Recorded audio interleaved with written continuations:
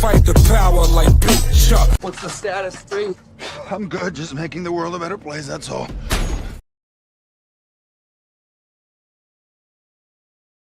The outer strength is obvious.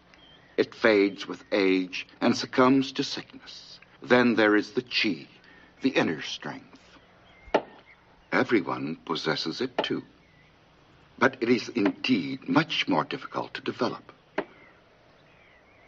The inner strength lasts through every heat and every cold, through old age and beyond.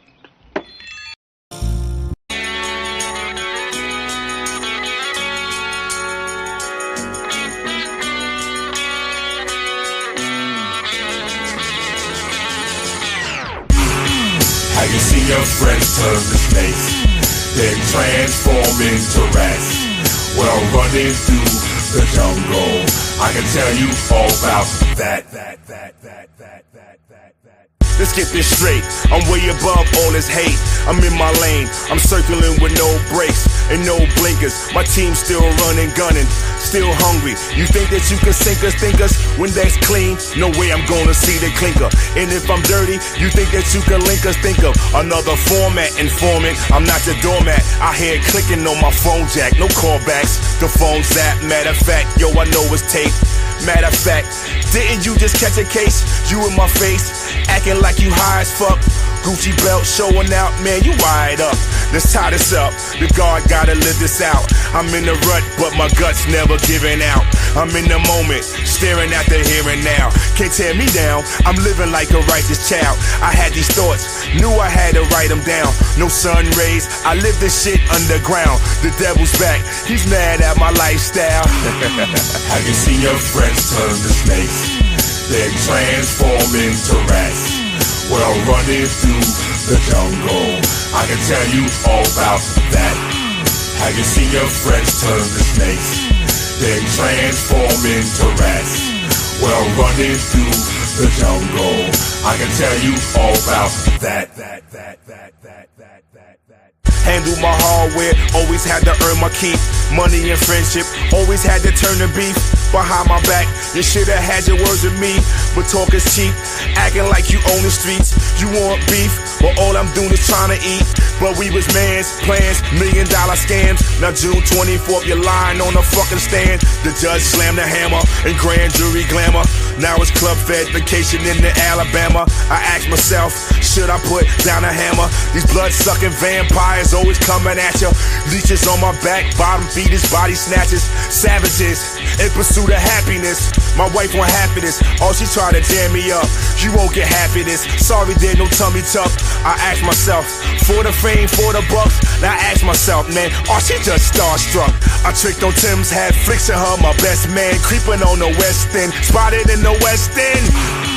Have you seen your friends turn to snakes, then transform into rats? Well, running through the jungle, I can tell you all about that. Have you seen your friends turn to snakes, then transform into rats? Well, running through the jungle, I can tell you all about that.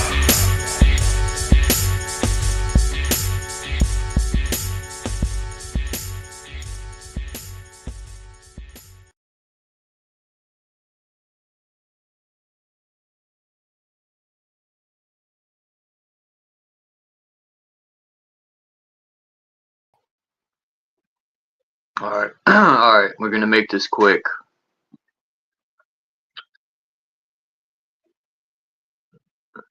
We're gonna go over this video. So this is a new angle. This information is new to me. It's something I haven't heard yet, so this guy is denying microwaves and saying it's low. It's from the military, low. I think he said. Well, anyway, let's just listen to this shit. Look, let me tell you something. I'll take a bit of umbrage here. I'll speak on behalf of my colleagues. I think I can say we are all willing to work with anyone who's serious about doing the work of censoring the American people and advancing progress. It is 2025. Pay attention to this video, because by the end of it, you'll never waste another dollar searching for help from people who clearly have no idea what they're talking about, or worse, people who are intentionally setting you all up to fail. And they can't hide, because the Wayback Machine has them in its sights. No matter who you are, if you are spreading ridiculous information, it is there forever. These people out there, mainly doctors and PhDs, have been popping up over the years.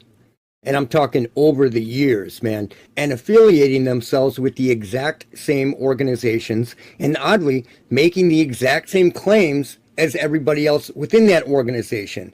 Yet, these allegedly highly educated people have come up with 0 bits or even 1 shred of proof other than goofy graphics, patents, and some outright ridiculous ideas. And that concerns me. It concerns me big time. It needs to be talked about. You know, at first, back in the day, I thought, well, you know, these people are new to this, so they'll come around when they get it. But that isn't the case. To my dismay, they have become the equivalent of missing 411/Bigfoot researchers in the weaponized RF department. And it really needs to be called out. I have been talking about this for well over a decade. Just talking about it. The whole thing, we're talking, you know, over 15 years. So let's use some common sense and simple understanding of the past to prove that every single thing these people are saying is not true. And worse yet, if you are promising victory through lawsuits on a subject and not using factual evidence, you are never going to get anywhere.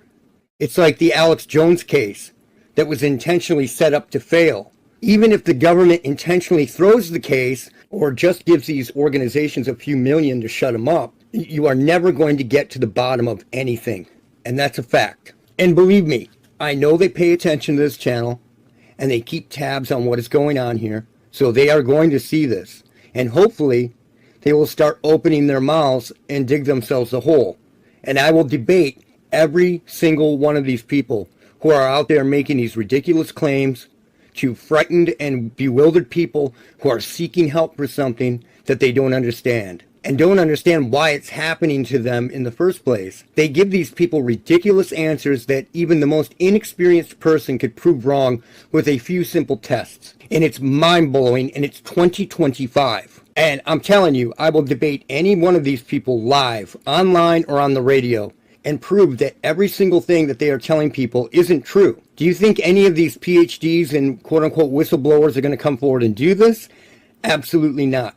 But the invitation is there. Anytime, one-on-one, I will debate any of these jivesters in a one-on-one situation, because this has gone on way too long, man. So let's start with the past and prove a couple things wrong. And prove exactly what I'm talking about. Now, let's start with the thousands of people that I've talked to over the years. Admittedly, I don't do that enough anymore, but I just don't have the time. But back in the day, I documented case after case of people hearing things in their immediate vicinity, and my first question to them always was, how did this start? A majority of people had a form of tinnitus at the beginning. Now, slow your roll on the tinnitus, because tinnitus doesn't have to be a high-pitched frequency in somebody's ear. The sound of tinnitus can be high-pitched, a whooshing sound, a garbled lower sound, a rumble, or even a low-frequency hum. And one of the main descriptions that I heard back in the day was the sound of a large engine idling somewhere in their area, 24/7, a hum, if you will, that eventually began turning into voices saying things to them, which got worse over time. Some people described a high-pitched noise. Some people described what sounded like a sprinkler system off in the distance, like a hissing. But the engine idling sound was very common to hear from people. Now, with that said, let's go back to the late 80s and early 90s. This is when the hum began to appear. And this is an episode from 1995, and I had to edit this down to still frames and let the audio go so that they don't get me for, some copyright crap. So let's let this play and listen to what they say here. People have been hearing a similar low-frequency sound, most often described as a truck laboring up a hill. That is exactly what people have described to me over the years. Exactly. So it'll begin, and you'll be in your home, and it sounds like a car is idling somewhere, but no matter where you look, you can't find it, and it's 24/7, and then it begins to turn and morph into something else. And these people out there, they know it, but they won't address it. Why is that? What is going on? It is directly related to the hum. People began to hear these voices at the exact same time as the hum really started to take off. Now, there were always cases of this popping up since the late 1960s. Here and there. But it really began to take effect in the early to mid 1990s. That is when it really happened. Now, this is a guy from Michigan who's going to explain what happened to him. So I was able to ignore it maybe for the first month or two, but after a while, when I got closer to the deadline of this entrance exam, I started noticing this thing is really affecting how I'm studying. It's really affecting my thought process and how I'm taking in information. And it got to where I couldn't tolerate it anymore, and I had to know what it was. Here's what happens, and this is what I need to explain to you. You have these PhDs. You have these educated people out there who are scoffing. They are scoffing at the information I put out. And they are telling these bewildered people who are being affected by this that they are being attacked with quote-unquote microwaves. Now, if they were microwaves, you would simply be able to get away from them by stepping into a Faraday cage, stepping down into a well-insulated basement, or going into a cave. And in this case, they took this hum here, which is directly related, down into a cave to see what he experienced. Now, let's see what happens to this hum here. Yeah, I hear it. What do you got? I hear it louder. It's more penetrating. It's actually conducting through my bones more forcefully than it does on the surface.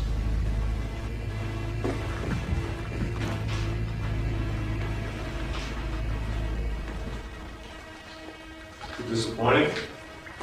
Very disappointing.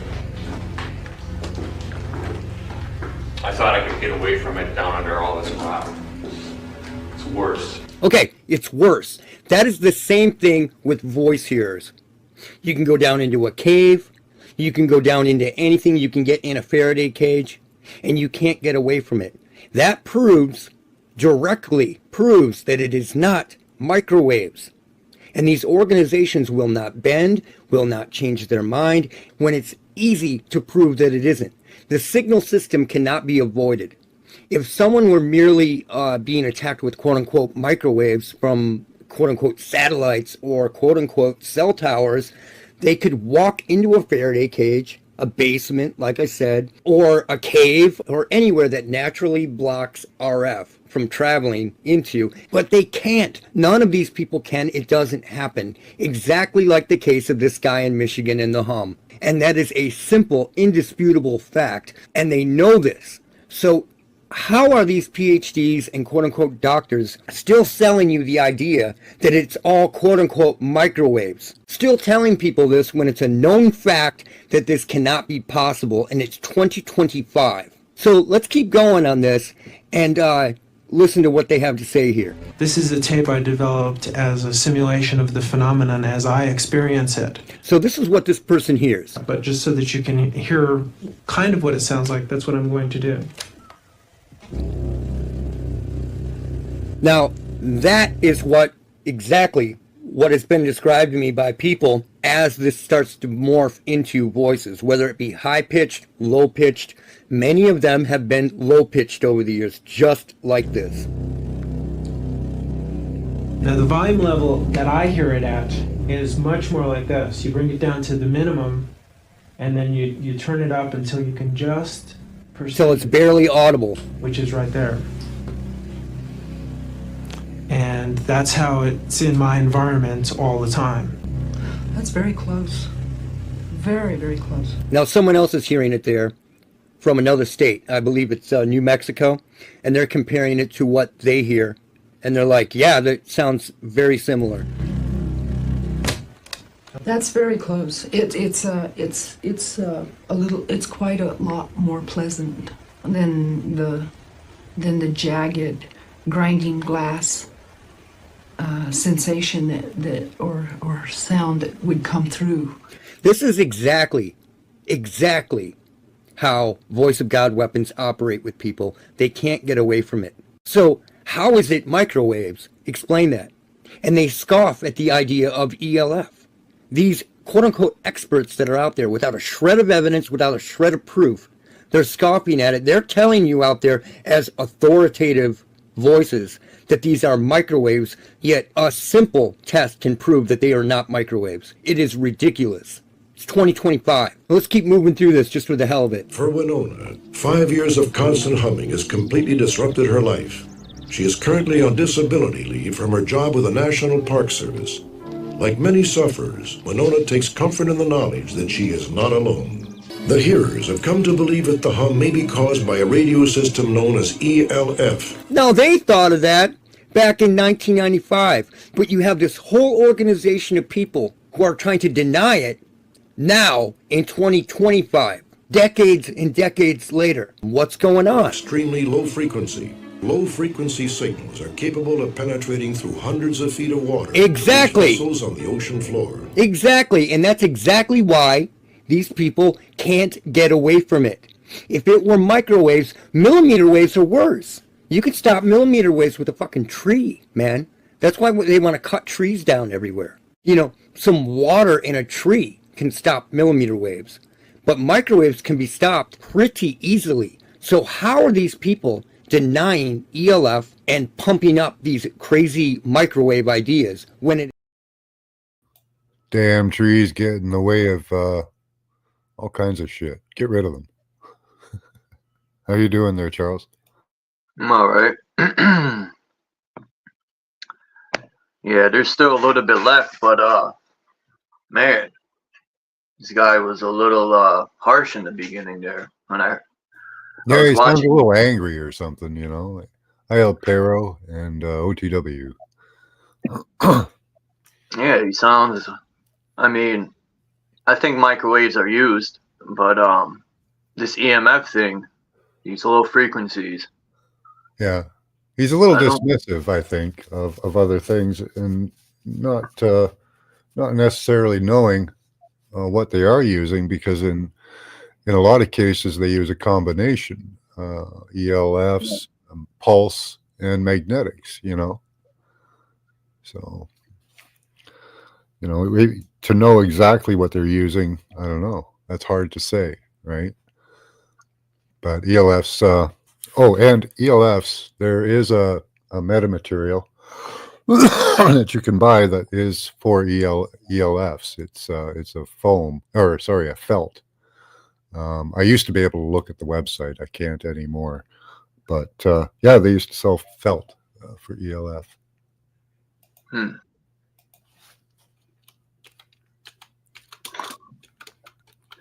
Yeah, I'm very open-minded. I don't dismiss.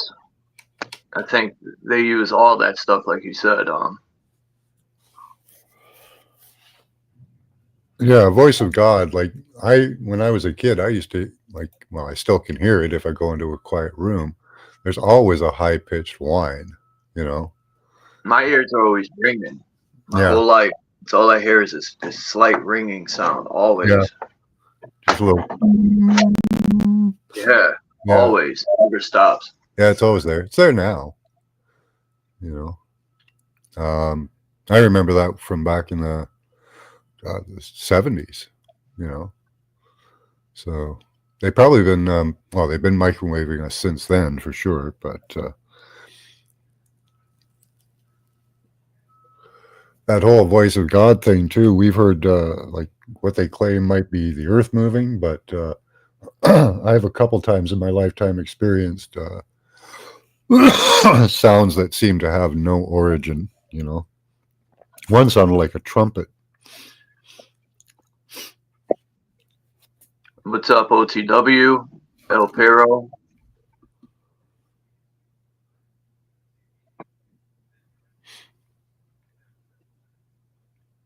Yeah, he was very dismissive in the beginning. Yeah. Why is he? Who's he angry at? Like, he's not angry at the people with the ELFs. He's angry at people that are claiming it's something else or something. That's like, you know, attacking an advocate. Yeah, you know. I think it's microwaves. No, it's ELFs, and you're an idiot. You know, like, come on, man. Like, maybe not everyone knows about this stuff. People got to be easy. Yeah. It used to be like that. This fucking idiot, but then I realized they didn't know nothing about it, so they're really not idiots. They were just not knowing. Yeah. Up until a year ago or 6 months ago or so, I didn't know that they were actually putting data packets through my body. That freaked me out, you know, to find that out, because, you know, I know they've been doing stuff to my body, but, you know, the extent of it getting pretty ridiculous. That's a good theory right there, OTW. I'd like to see a world like that. That'd be cool. I always think of that picture when the guy's peeping out the firmament and there's all the gears behind it. Either the firmament's spinning, creating electricity, or the stars are literally holograms. I think they do act like gears, because they say all galaxies turn at the same speed, no matter the size. So, like, they turn at the same rate. So I think they're all magnetically connected by a ring magnet that has 12 different or 6 positive, 6 negative pieces of it, and that just keeps everything turning magnetically throughout the entire universe. Yeah, I'm real late with this live. I was gonna go live Friday, but I was so tired. I was gonna go live on my break for an hour, and I said, "Fuck it." Mm-hmm. Same thing with yesterday. I was like, nah. Yeah, it's like a clock, because it's got 12 sections, like the zodiac. It's all the zodiac are positive and negative parts of a ring magnet. Dom says maybe some WD-40s needed. Yeah. Yeah.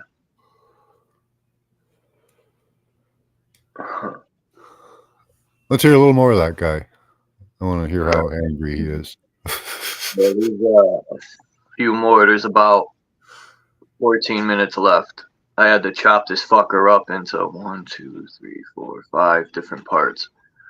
But yeah, all right. It's known that it is not microwaves. Perhaps not coincidentally, the system has been in use since the late 1980s. We can mock him while he's doing around the the time video. that people in the U.S. first began to hear the hum. Exactly.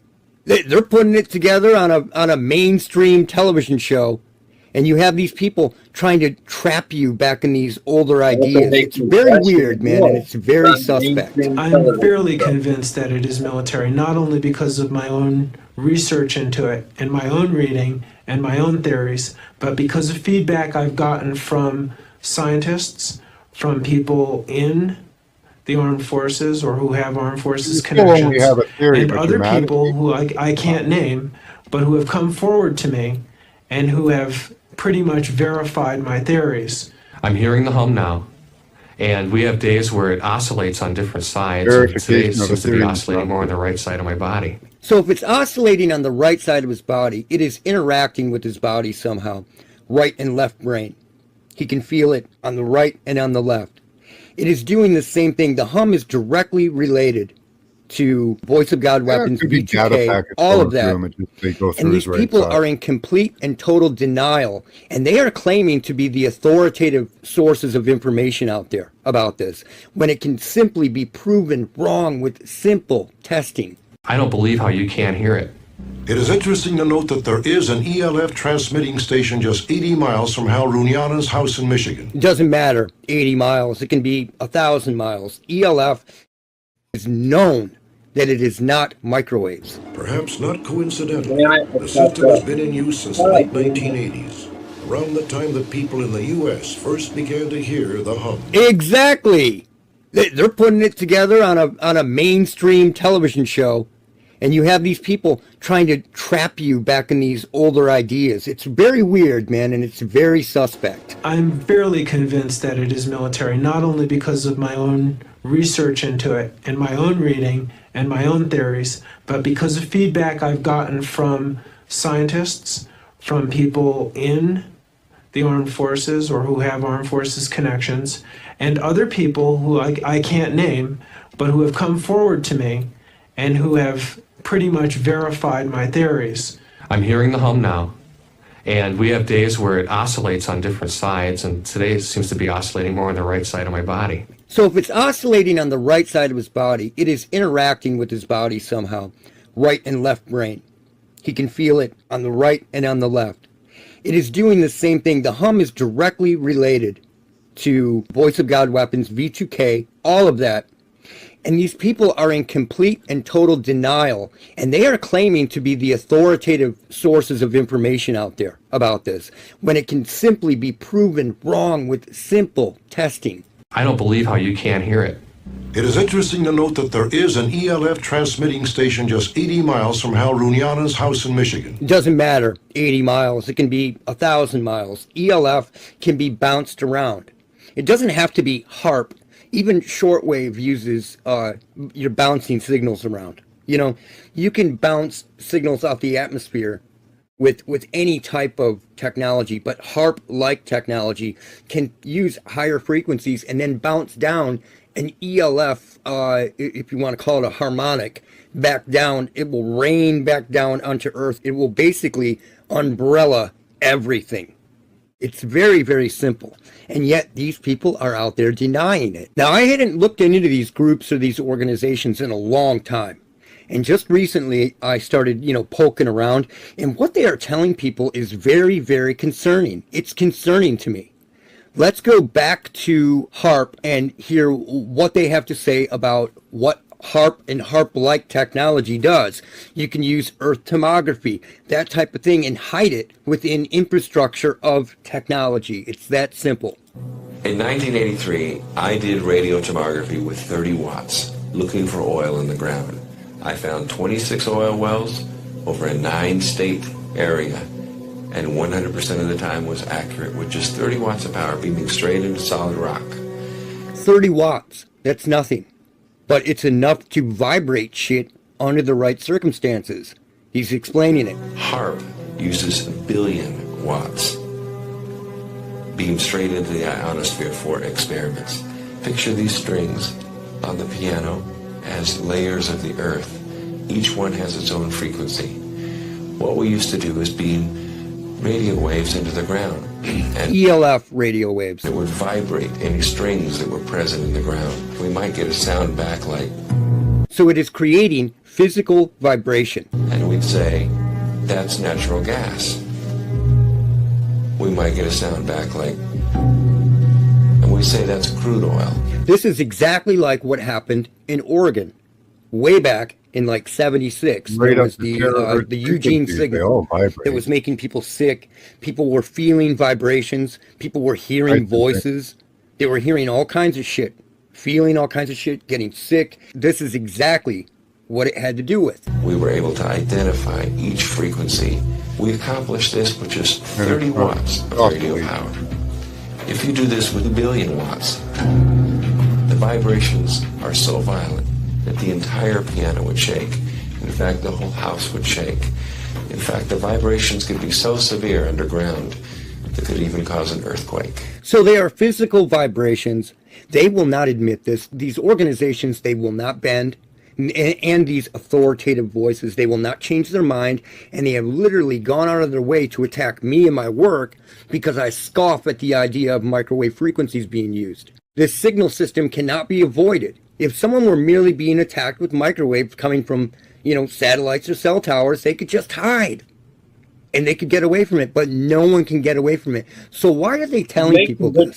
Why are they doing that? It's very, very interesting, and it's very, very concerning. And here's more old information on HARP and HARP-like technology. It doesn't have to be HARP. You're just bouncing. All HARP means, all they do is bounce signals off the atmosphere back down. Even shortwave guys bounce radio signals off the moon. So let's let him keep going. The nature of radar and these electromagnetic supplies is they can usually be pulsed. So one very good question for people to ask is, what is the peak power of that antenna when it pulses at its full capability? Pulses at its full capability. You know, the issue of, ELF, extremely low frequencies affecting mental states of individuals is not new. It goes back to Yale University and the work of Jose Delgado, which is well recognized in the literature. And eventually he found that energy at 1/50th of what the Earth naturally produces could, in fact, in certain frequency ranges, trigger huge mood swings. My entire life has been... You want to keep going? Yeah, sure. Devoted to the study of the effect of electromagnetic energies on the human mind. When I was 13 years old, I invented a device that transmits sound to the human brain using electromagnetic waves. So this is my field. I've been studying this. There it is. And they're denying it. And he's saying, I invented something that sends voices with ELF, electromagnetic waves, to the brain. And these groups of people out there that are taking your money are claiming that it can't do that. They are literally claiming that it can't do that. Field for over 40 years. And HAARP scares me because I know what it can do. So let's talk about this because it's very important. The only way this can be possible is by bouncing frequencies just like any shortwave or ham guy does and creating ELF and or transducing electrical ELF into audible sound.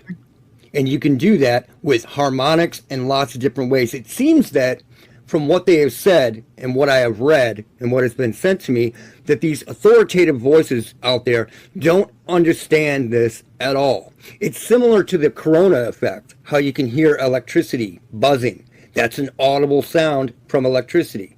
But they flat out deny this. They even claim that ELF cannot be used. What are they talking about, dude? Even though their ideas fly in the face of every experience that any hearer has ever had, this is dangerous. And why is it dangerous? Let me explain it to you.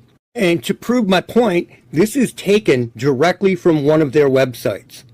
It's saying it is coming from a cell tower at 450 to 700 megahertz, which if were true, you would be able to get into a Faraday cage and escape it. But you cannot. Here's what's happening. When they set this up, this is why it's dangerous. Some doctor or PhD or authoritative voice makes the claim that this is all microwaves, and they set it up. So here is what the opposition does. They take a victim, and they put that victim inside of a Faraday cage, and they ask one simple question. Are you experiencing anything? And when the person says yes, the opposition immediately does a victory lap around the room and yells, see, it can't be microwaves because there are no microwaves in this area. It has to be mental illness. And due to the authoritative microwave claims made by the doctor or the PhD with absolutely no evidence or shred of proof whatsoever, you have now allowed the system to set you up, knock you down, and then laugh at you for being so ridiculous. That is what they're doing. They are setting you up in 2025 still to be laughed at. Like I said earlier, they have all these goofy graphics and everything, but why do these highly educated people have zero evidence of their own? Why are they making claims that can easily be proven wrong by the most inexperienced person? They are telling you to do crazy shit as quote-unquote tests that they know will absolutely never, ever stand up in court. Ever. And these are quote-unquote RF tests to prove that you're being attacked with RF. I swear to God. Here they're telling you to use a megaphone up against your skin to prove that there's RF in your body. Well, why not buy an RF meter and learn how to properly use it? You know, when I look at these websites, and I'm telling you, I feel like I'm looking at a page made to intentionally look ridiculous. Like the old Onion stuff from back in the day. It's literally absurd. And if it's microwaves, again, you can easily escape them. Easily. This would never, ever hold up in court. Watch, Judge. I'm going to take this bullhorn and push it up against my skin, and when it makes this noise, that's going to prove that there's RF there. Use an RF meter, dude, if that's the case. They know this. They know all of this. They know that people can't get away from it. So if they can't get away from it, just like the hum, then how can it possibly be microwave? Unless that microwave is being transduced into ELF somehow, right? And the only people out there that have outright claimed that Havana syndrome is quote-unquote microwave weapons is the government. The government and everyone associated with these organizations, when in reality, we really have zero evidence of what Havana syndrome really consists of, what it is. If it's sonic, then that means it's being transduced. If you can't escape it, it is ELF vibration or electrical ELF. Pure and simple. There is no way to even debate what I am saying. And the original intent of HAARP and HAARP-like, it doesn't have to be HAARP, HAARP-like technology, bouncing signals off the atmosphere. The original intent of HAARP in regards to communication, says right here, was to study the ionosphere and investigate the potential for enhancing radio communications and surveillance systems. Surveillance systems by manipulating its properties, essentially aiming to better understand how the upper atmosphere impacts radio wave propagation for both civilian and military use. So there you go. What are these people talking about out there? Why are they doing this? Why are they intentionally making themselves look stupid? Something is happening here. It's 2025, and these quote-unquote highly educated people have zero evidence of their own. They're just... I don't know why you sound so angry about it, you know. What's with the anger? He's right, and everyone else is wrong. Yeah, I guess so, eh? Huh. I mean, he makes some good points. Yeah. About microwaves, the Faraday cage and all that. Yeah, he doesn't know that they can get through metal, though. They've already worked on tunneling through metal. So everything you got, everything you think of that's gonna, you know, stop it, they got to work around. That's what they do. Yeah, I was watching a bunch of his videos, this guy. Probably the first 8 videos he has. But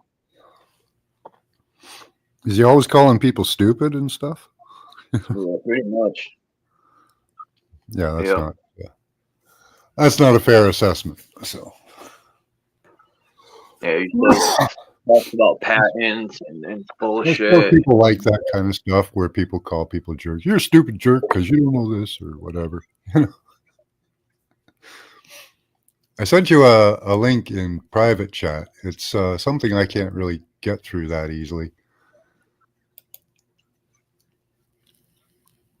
Let me check it out. You can hit the links, but I can't see what I'm getting to. Here's a cool one. Let me share it. Yeah, Meta, Go Beyond. Oh yeah, this has got great stuff. All right, let me copy it. Let me see if I could send it to my laptop. Here they have revolutionary transparent conductive films.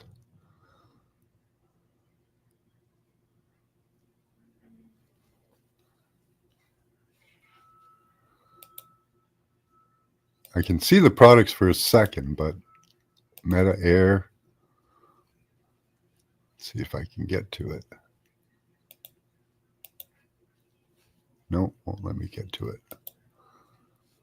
There's this one, NanoWeb, conductive film again.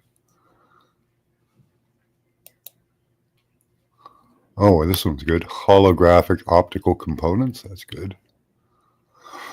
You hit the wrong fucking button. Yeah, this one's good. This hollow optic flex. So you can wrap something in this film and project a hologram on it. So yeah, that link is going to that Meta, because I fucking hit the wrong button. What was I gonna do? Oh yeah.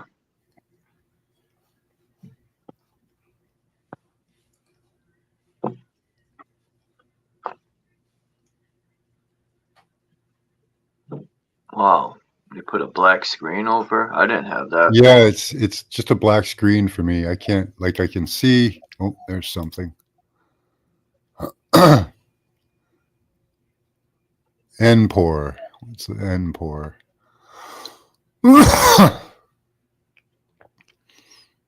Ceramic separators. Okay.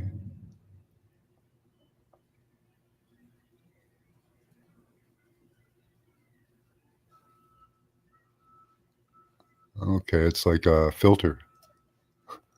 They have all kinds of different products. Let's see if we can look at some more.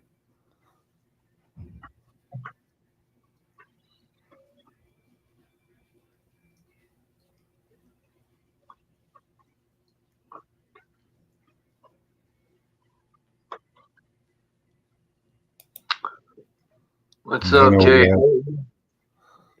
Well, that's the conductive film again.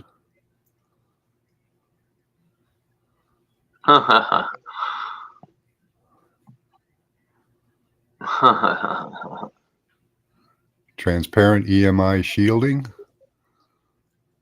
What else is it? Transparent antennas, 5G communications, all with these metamaterials.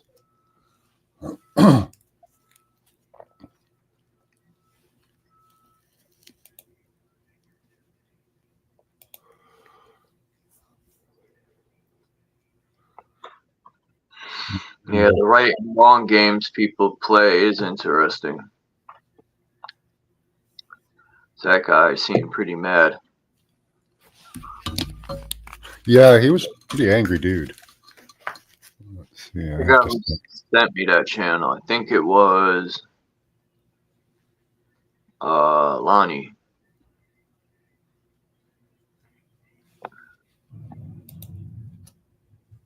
Didn't know they had videos. Can you hear any sound? No.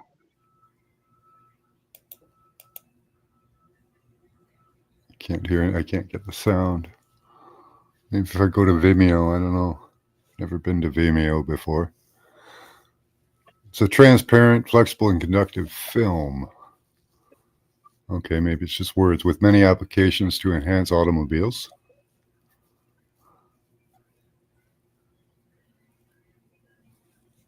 De-icing and defogging. Cool.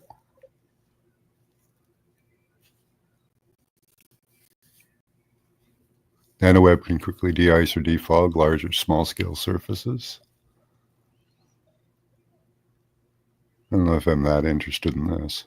What else can it do? Oh, protection from EMF. Okay. And for 5G communications. Okay, so it's a good protective film. Transparent nanoweb film on the right.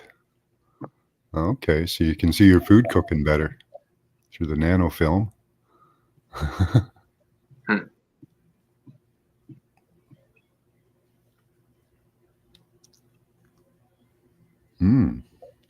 Good for communications. Nice. Is your... I think the page might have froze, no? Or it's, excuse me, the Meta. Oh, yeah? I don't know if your page is stuck on the... Oh, yeah, it's a different tab. Sorry. Okay, here. Sorry. So there's a couple things that can be used for de-icing a car. Let's get up to the microwave. Yeah, I've seen some German technology. So de-icing a car is good. Used as a screen for a microwave, it works way better.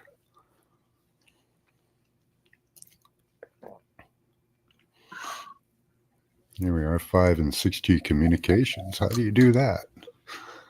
Because it's a node.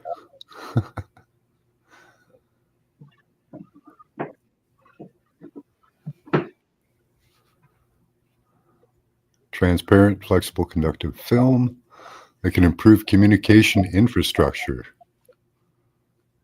by transmitting or redirecting high-frequency radio waves. Indoors. Oh, nice. And outdoors.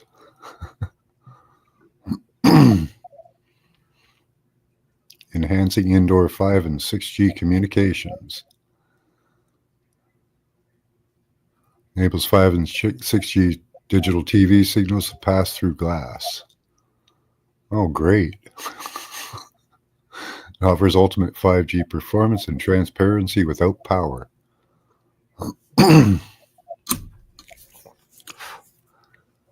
That's disturbing. It can reflect signals to cover dead zones in urban dense environments. Can passively reflect RF signals at design-specific angles. Wow. Can cover dead zones. Need for repeater stations and complex, expensive infrastructure.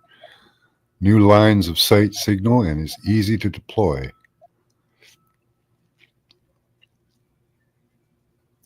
It can significantly improve indoor coverage without using power. Wow. That's impressive.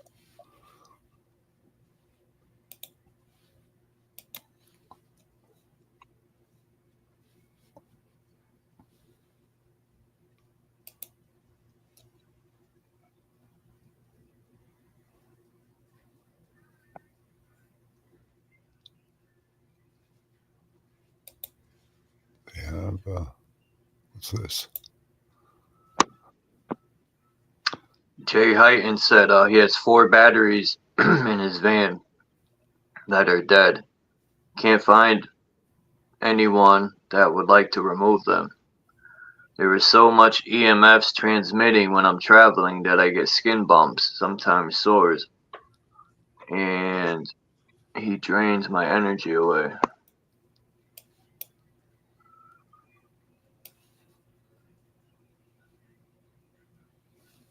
Yeah. I think it's wild that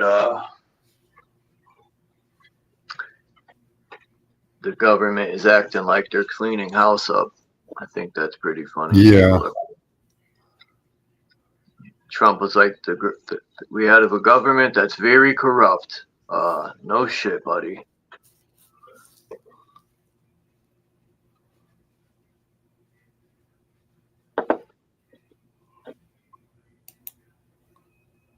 Nanoweb, okay. I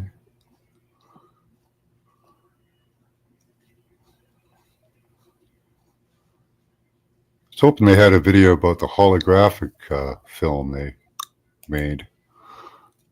Can't find one.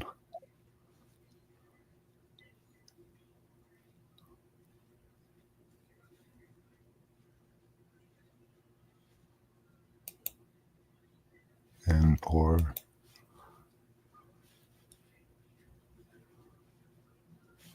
Hey, stay up there. Anyway, okay. Metaverse. Oops. Oh, that was me. I dropped it out.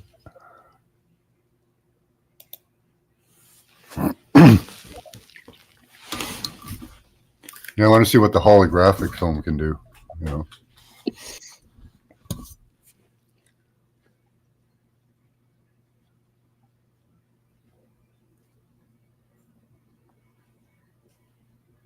Plus the food we eat too might play a role. With all these waves of energy.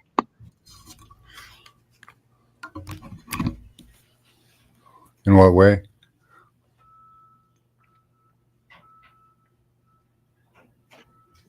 Depending if there's metals in the food or who knows what else. Oh, yeah. Yeah, for sure. I think that's why they gave up on vaccination. They're going to, spray and put it in the food, water, everywhere.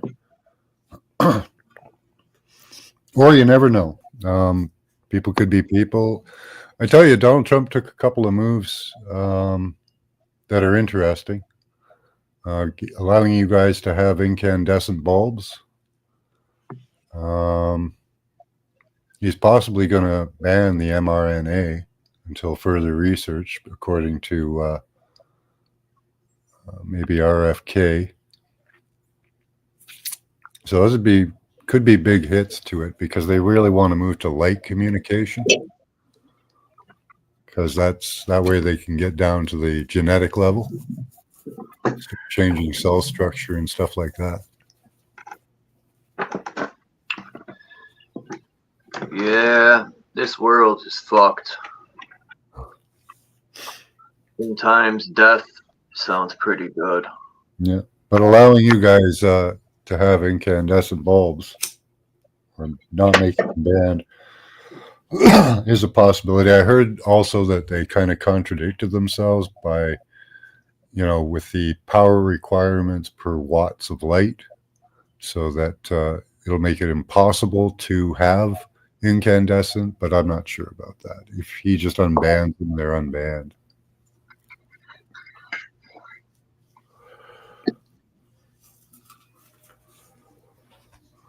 Do you use incandescent or LEDs or?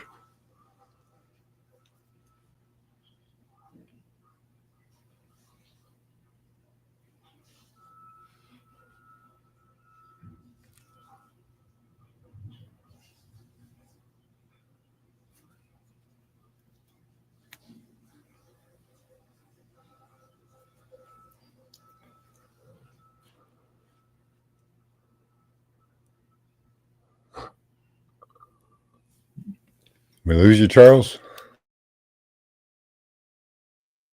No, I'm here. I was just making some noise. I didn't want to. Oh, okay. Yeah, do you use LEDs or incandescents?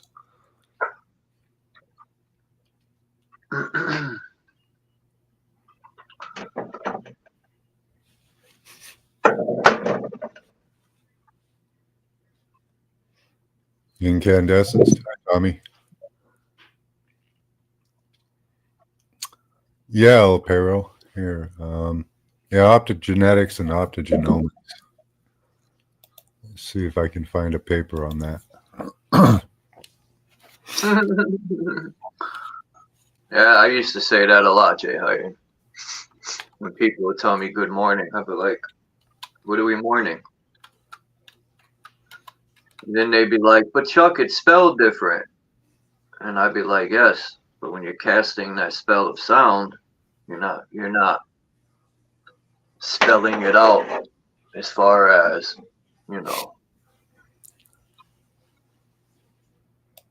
Yeah, even a Google search will give you a half decent result if you type in the right thing. So here's share screen. Optogenetics is a technique that uses light to control brain activity. It combines genetics and optics to control protein function. Optogenetics involves genetically modifying neurons so they can express light, sensitive ion channels, pumps, or enzymes. This allows researchers to control the activity of an individual neuron with light. Optogenetics is a precise and specific way to control brain activity. It's relatively inexpensive because it uses light-emitting diodes or LED lasers that you can make. I'll show you a video where a guy's making them on the nanoscale. Tiny, tiny lasers. Optogenetics is invasive and requires gene introduction. Is limited to lab research because it only works on genetic modified cells, which they can also create. Understanding how neurons contribute to learning, decision-making, fear, memory, and more. Developing new cochlear implants that use light instead of electrical current. Supporting brain-computer interfaces.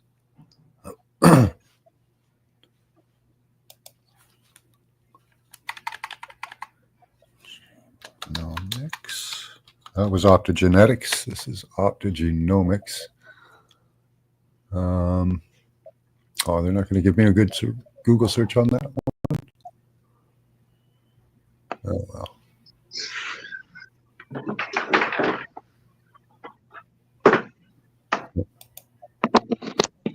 Oh, that's a download.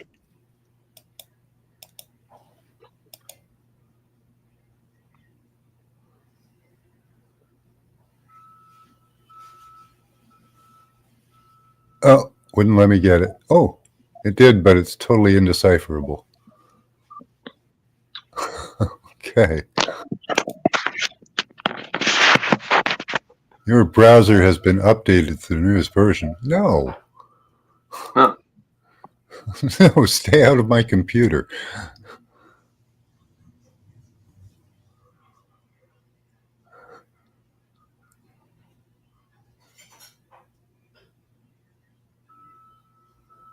Fix the World Project, how they run computers through human bodies. Humans are being biohacked through the Wireless Body Area Network, which is an AI-driven technology that has been covertly erected around our modern society. Oh, that's who's that talking about that?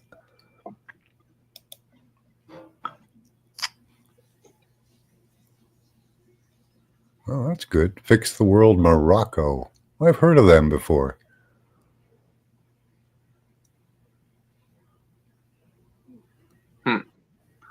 Oh, they got some good stuff here. Maria Z. A lot of these things remind me of scams, like that African feed the African people scam. Yeah, I think this is different. Hopefully. Those people made trillions off of that, and they're still hungry. Hmm. Oh, they've got shipping. They've got free worldwide shipping. Okay. What are they selling? I haven't seen anything they're selling. The trans movement. Oh, yeah, all those poor people that had operations, they could do it wirelessly and have it be a more natural type of thing because they just actually change them from male to female.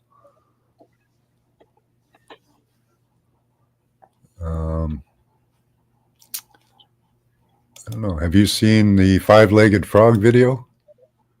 No. Oh, okay. Let's see.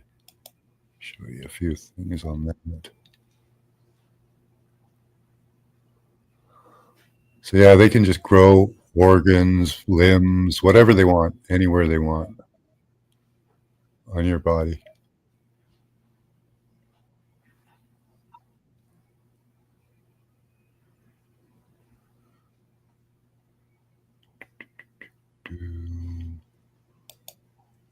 Calls electroceuticals, but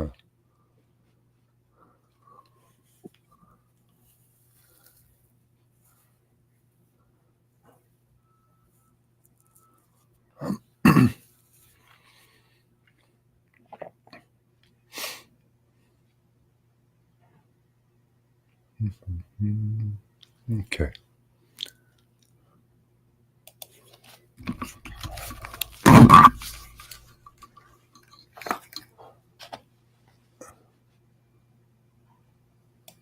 Keynote speaker for this symposium, Dr. Let's Michael go forward. Okay. Dr. Levin received a PhD at Harvard University. Than one would think, based simply on the progress in genetics and all the way through.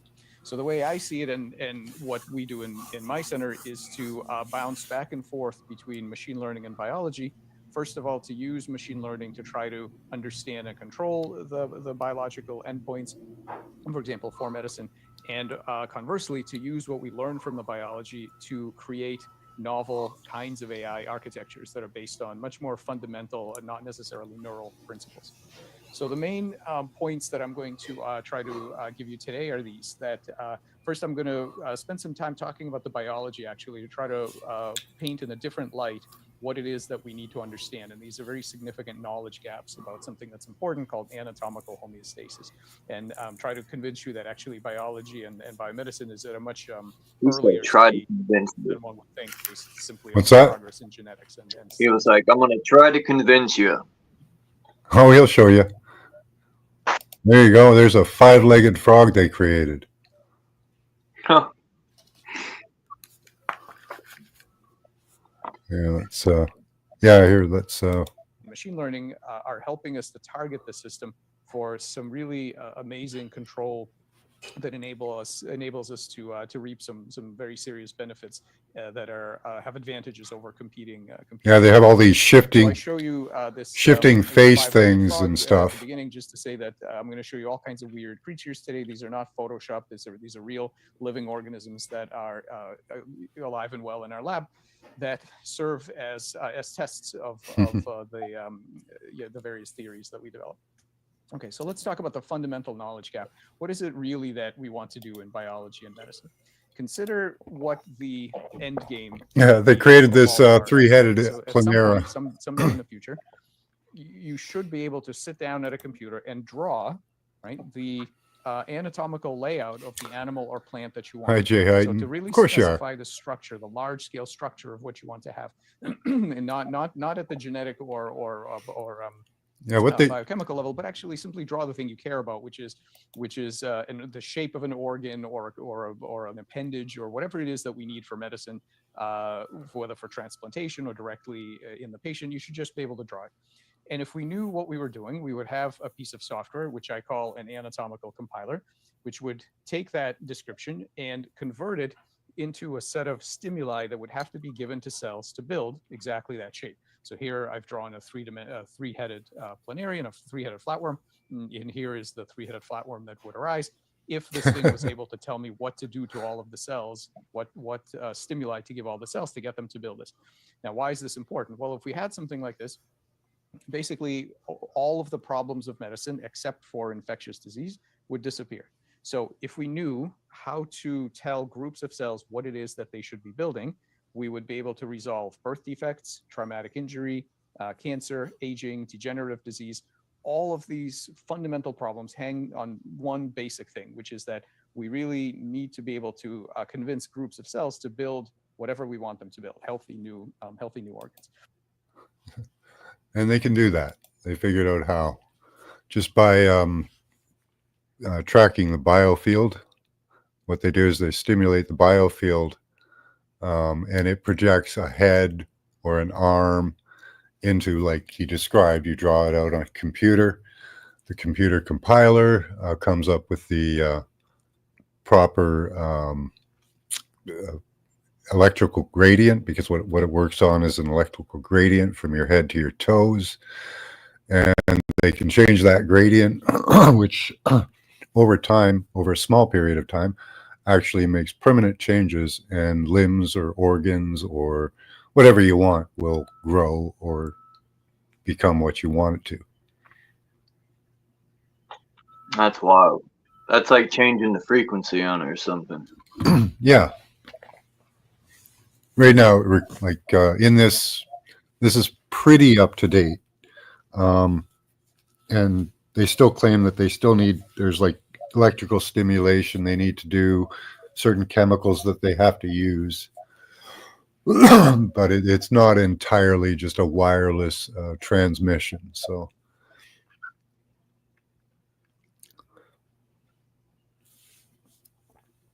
they're not quite they're not at the end game on that one yet either. They're not at the end game on mind control, because you still have your own thoughts somewhat, I think.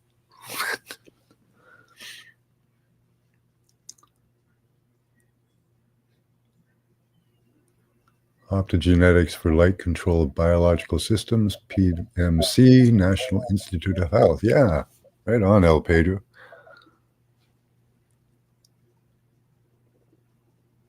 We have the observer being observed, yes. With that planaria, yeah, you got 3 heads. We have the observer, and the observer with that one. Let's see other interesting points.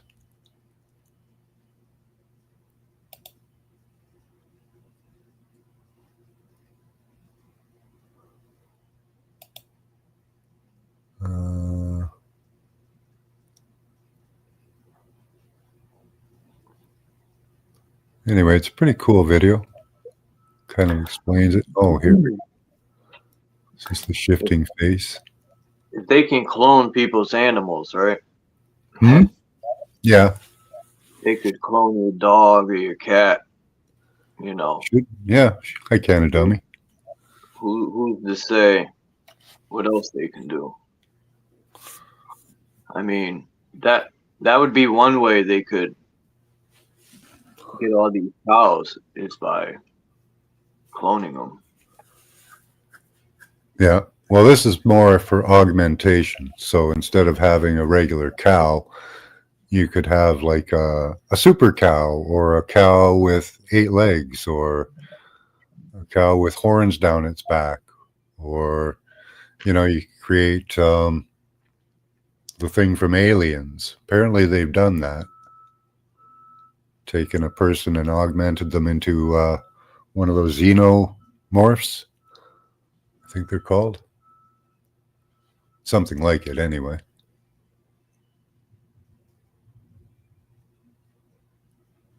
Fuck is going on? Did we lose you there? Yeah, I got booted out. Okay, I was saying that nowadays they've got augmented humans out there that you know, you could have like an 8-legged cow. You could make a person into a xenomorph, like from Aliens. That might have been why they knocked you out. I don't know. But they probably, like, they've got xenomorphs and alien-looking creatures down under in the bases and stuff, probably.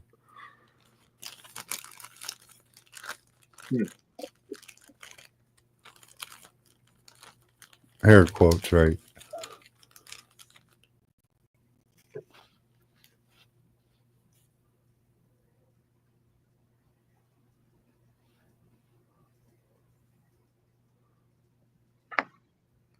Well, yeah, that's the thing, Jay Heighton.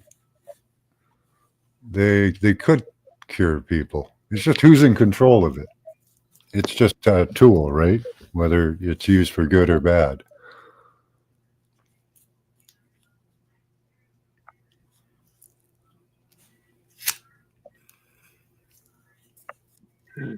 Right now, at this moment, people don't even know that they have these tools, you know?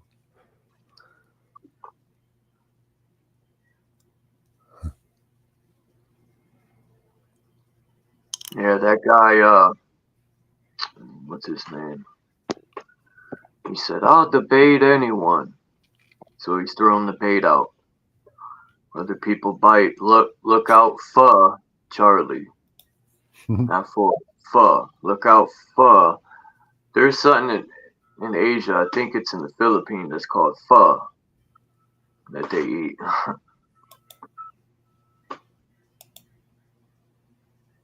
Look out for Charlie. I mean, he has some good information. Yeah. He's just angry. Yeah, he knows some stuff, but, you know.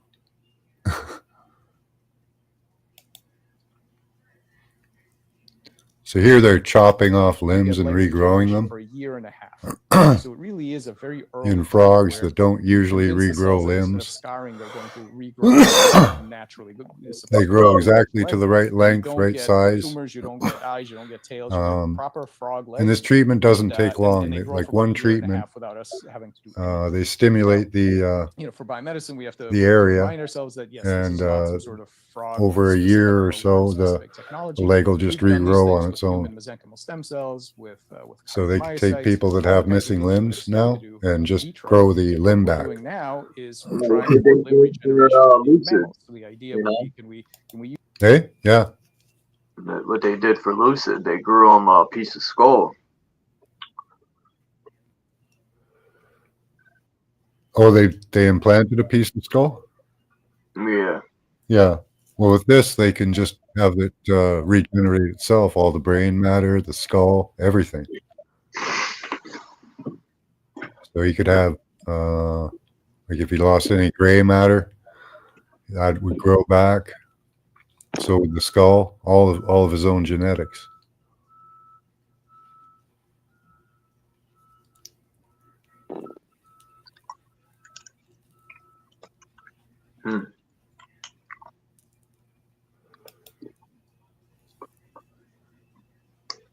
So, fucking people are recreating stuff on a genetic level, right? As people would say, they're playing God. Yeah. Here, this part of it, I think, kind of explains it pretty well. Bioelectrically encoded pattern memory. A specific example. They're changing the frequency. What's that? Or I think they're changing frequencies and hacking into them, or also, but. The tail has normal gene expression, so the anterior genes are in the head, not in the tail. And when I cut it like this, it makes a perfectly normal one-headed worm, as it's supposed to, and it's very reliable. Now here we have the same thing, one-headed animal, the anterior genes are in the front, so that's good. I cut that and I get a two-headed flatworm. Why is that? Because I just told you that it was reliable. How come the two-headed flatworm? And it's because what we've done in the meantime is edit the electrical pattern of this body to say not one head like here, but actually two. And when we do this, sure enough, it makes a two-headed one. Here's the most important part of this slide. This electrical pattern is not a readout of this animal. This electrical pattern is the readout of this animal. In other words, this is not, the electrical pattern isn't what the anatomy is doing now. The electrical pattern is a stored memory, in this case, a latent memory, because it doesn't do anything until you injure the worm. It's a latent memory of what a correct planarian is supposed to look like, which gets consulted after injury. It doesn't do anything until then. And the bioelectric pattern does not have to match the current anatomy. Currently, it's a one-headed animal, and it can have this a normal body can store at least two different ideas of what a correct planarian looks like. So I promised you at the beginning that we were going to find the set point for anatomical homeostasis. We're going to be able to read and write the memory of what the anatomy is supposed to be. This is it. And there are many more. I'm just showing you a nice simple example. We can now literally see how this tissue is encoding how many heads it's going to form if it gets injured. And that information can live in the same kind of body here. Now, one interesting question you could ask is, what happens if you take one of these two-headed animals and recut it in plain water? No more manipulations. You leave the ion channels alone. You're just going to recut it. So now the standard paradigm would tell you that, well, you remove the primary head, you remove this ectopic secondary head. All you've got left is a nice normal gut fragment. We didn't do any genomic editing or mutation, so surely all you're going to get is a normal worm now, right? In the absence of this crazy reprogrammed tissue, you're just going to have a normal worm. And that's, of course, what you would think, except that if you analyze the electric circuit, you see that it actually has two stable points. It has one stable point at the single head state, but it has another stable point at the double head state. And so when you do this, when you actually cut them, they don't go back to normal. They continue to regenerate as two-headed animals. So this system, again, remember, nothing has been changed about the genetic sequence here, and we can change it back to normal. We can take the two heads and convert them back to normal by blocking a particular ion pump for a couple of days. So this has all the properties of memory. It's long-term stable, it's rewritable, it's got conditional recall, and it has two possible outcomes. So think about what this means for biology. The question of how many heads this thing is going to have is not something that's nailed down by the DNA. It's not in the genome. What the genome gives you is a machine that reliably defaults to a pattern memory of one head. But you can rewrite that, and not only does the system keep it once you rewrite it, apparently forever, but it will obey the new pattern until you set it back to normal. So that's very important. That means you have hardware that has a default behavior, but you also have the software layer that you can interact with if you know how to read and write that information, that does not require you to do any genome editing. And so what we're trying to do right now is to really understand how the state space of these electrical circuits correspond to the different shapes, and especially to merge it with paradigms out of connectionist machine learning, where it's very understandable how electrical networks store patterns, how they store memories, and in particular, how they do pattern completion. When part of that information is gone, Hopfield nets and other things will restore it. And so there's a very nice kind of a merging of dynamical systems and energy minimization and learning and information. And so I think biology has tons to learn from.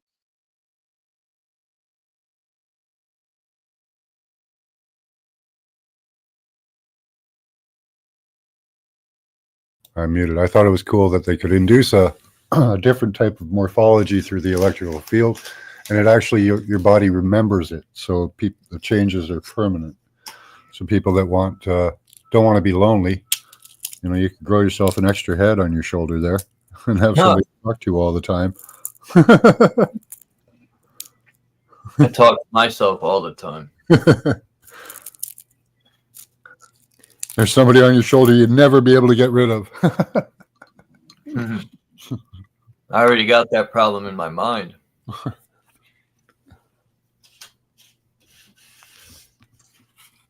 Bottle farts. What the fuck? Bottle farts. But they could use this again to restore human bodies to a homeostatic state if they're malformed or have genetic problems. All kinds of problems could be helped by this. We'll have to see what they do with it, right? Yeah, on your hand. That's funny. Showed a picture last night of some guy that looked a sculpture looked like modern sculpture looked like this guy had a dick down the middle of his head.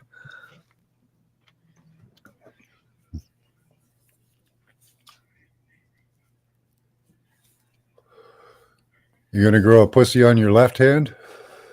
Grow a pussy on your forehead. Yeah. Right where the third eye is. So they could fuck your mind up real good.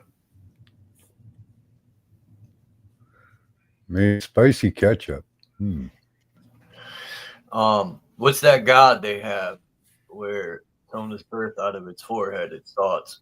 I think that's what it symbolizes. I think it was damn. The guy with the cup on his head. His name was I think he's another form of Jesus. Krishna? No. The name will come to me. There's so many fucking deities, it's ridiculous.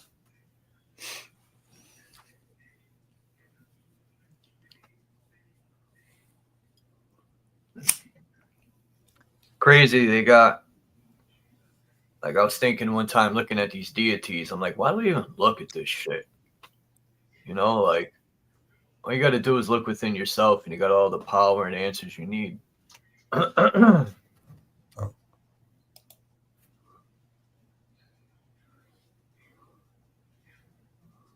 This one's, I think, about 4 minutes. With light, we are controlling the expression of a specific gene. And once again, if instead of adding channel rhodopsin, we use any other non-light sensitive sequence, what happens is that you can shine as much as you want, that there is not going to be any significant thing being expressed in the neurons. Fine. With a full-fledged lasing system and a full-fledged microscope, we can control, we can see, we can study how light goes through neurons. And of course, that's the door to control.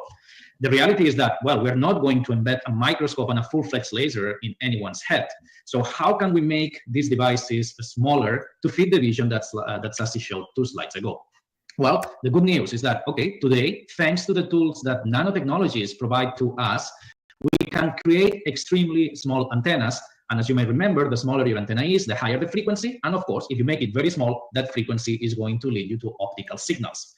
Does it mean that, I can do anything that I've done at radio frequencies now at optical frequencies? Well, actually, to some extent, yes. You will have to revisit a little bit the antenna theory, but at the end of the day, we can manipulate light in the same way that we manipulate the 2.4 gigahertz in your Wi-Fi, and we're able to beamform, beam steer, reflect it smartly if that's what you want. We can do all those things with miniature nanostructures and at optical frequencies. We have been working on this for several years. We did the theory, and of course, we also did some experiments in collaboration. Might have changed my name. It's, of course, the antenna. What is an antenna? An antenna is a device that takes a signal at a given frequency and radiates it out at the same frequency. Okay, well, the antenna is therefore just one element. I need something that can take the energy, let's say, from my battery, my electrons in my battery, and convert it into a signal at optical frequencies. That device, it's a laser. And in our application, what we need is a nano laser.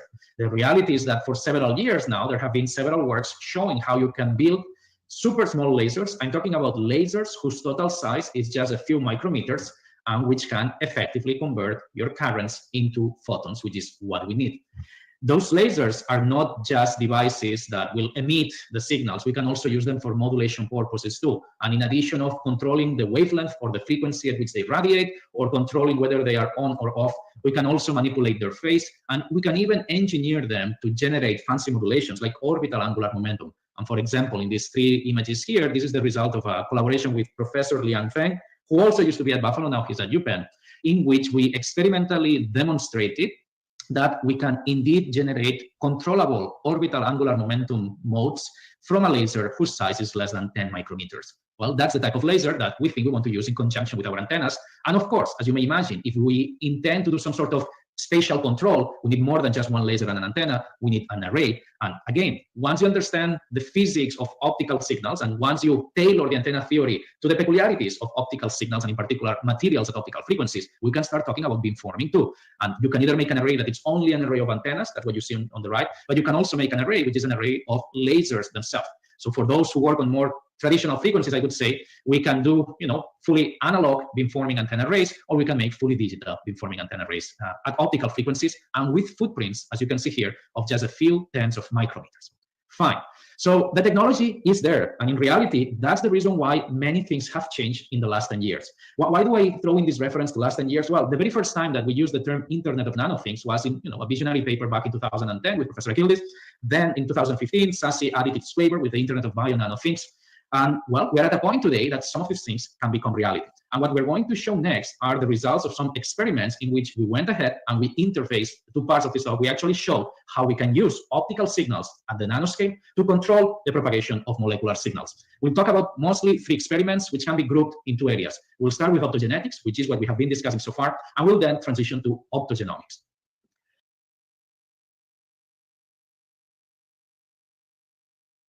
Okay, so So that's fun. People with neurological problems, they can help them. Or they can just control the thoughts of everyday people. Who knows?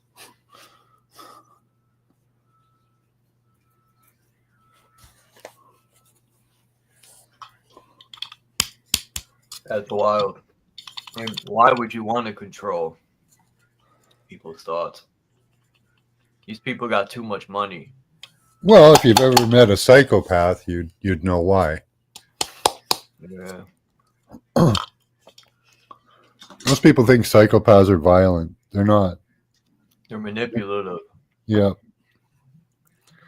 And they just need to get punched in the mouth. Yeah. Yeah, that doesn't stop them though. I don't think they were punished when they were growing up. It's actually, I think it's just how they're made. It's weird. Certain part of the population just like that, I think. Narcissists are well, there is part of a narcissist in that, but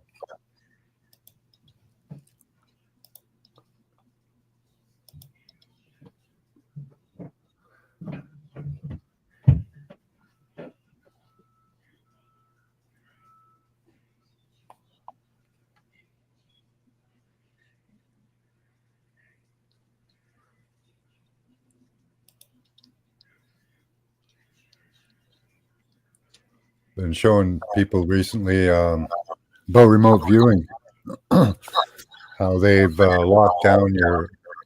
I got a weird echo now. Everybody else hear that or no? I don't hear it. Anybody in chat?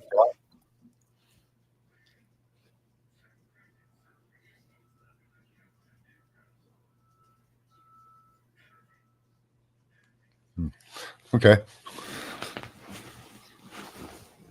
So yeah, possible disruption of remote viewing here.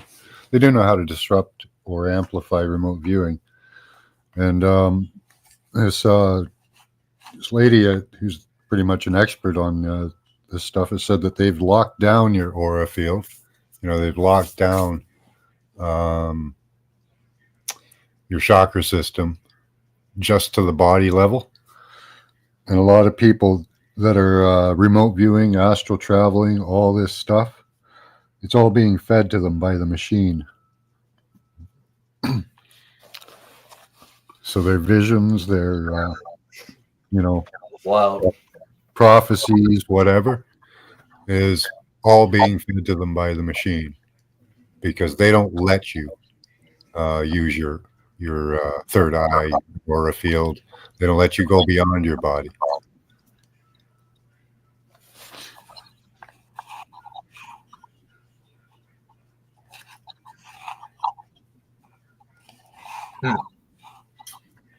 This place is one big experiment. Yep. So you got to figure out some way, if you want to be remote viewing or astral traveling, you got to figure out some way to either bypass or get through the machine algorithms that are going to be hammering on you, because as soon as you use your aura or your chi energy, that glows to their radar, and there's immediately a suppression field put on you. We experienced that when we were in class, usually just before a destination target or something, that something we're looking at that might be important. A lot of people will get a whining in their ear, a change in pressure, something, slight pain.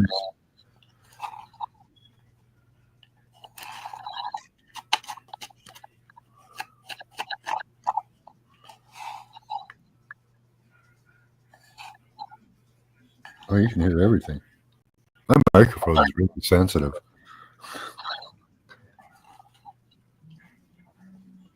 People say, peace, Dom, in Mission. People say when they moved out of the city, they felt way more better. Mm-hmm. Yeah. A lot less data traveling around.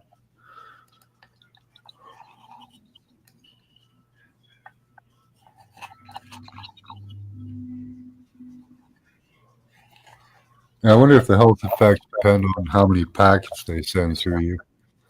Like, I'm sure it has an effect, sending either, like 1 or 100 packets through you.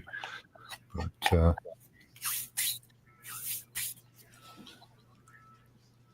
what's that, El Pedro? Think about magnetoelectric rather than electromagnet. Yeah. What about the toroidal magnet instead of the electron? Yeah. They took the source and split it, or they made it in or out. The flow of energy in and out, but it's still one energy. Even positive and negative are one energy. It's just their polarity is different.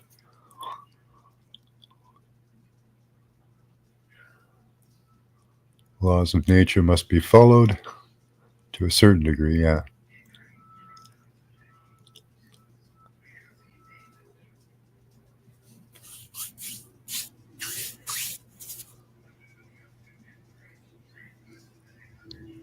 Yeah, I don't go to the doctor at all, so I went like 10 years ago because I had a rash. I wanted some good cream for it.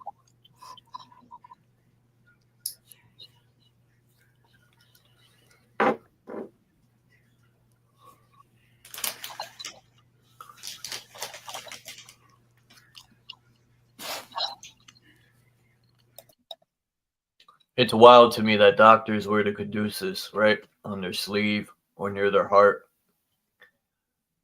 In my opinion, is a good amount of doctors, their job is to throw that all off balance, your entire caduceus. Make you sick, keep you coming back. An apple a day keeps the doctor away.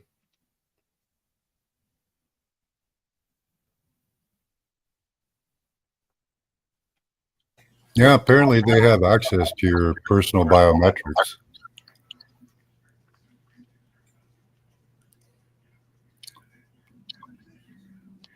I think it's the H band.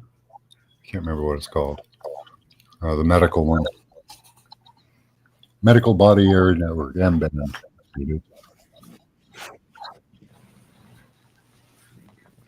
That's got all your heart rate, biometric, gut biome, all that good stuff.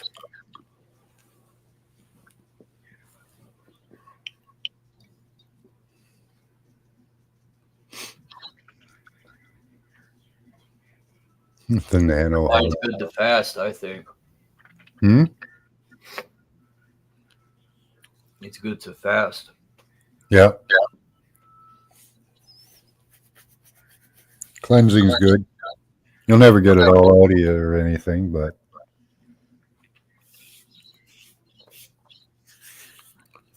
even the microplastics are good for sensors and nodes and stuff. So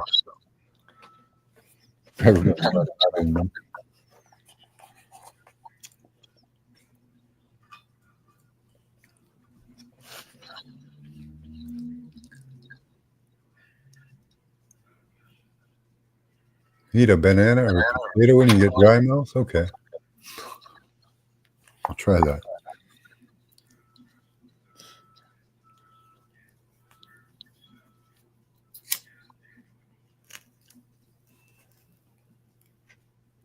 I found this medallion on the ground. It says Flatbush Zombies.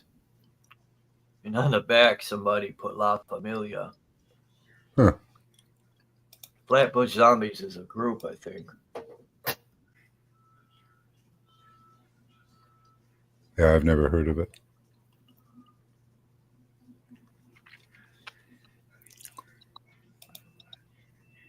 These I like robots this are one. inspired by ants and were developed by South Turn it Korean off. scientists. Just little tiny robots.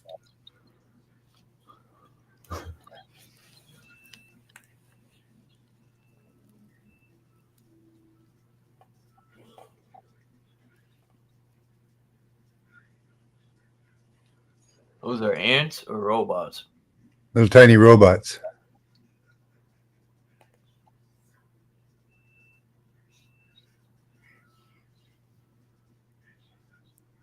See, they can be one little piece or they can join together. They can work all out this stuff is cool, but it just seems the people behind the curtain controlling all this stuff don't have good intentions. Yeah, otherwise they'd be telling us about it a lot more.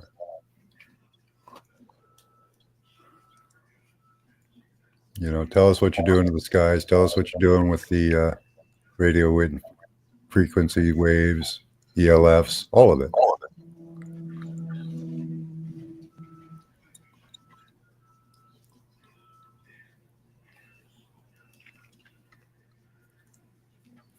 That's how I spell YouTube from now on.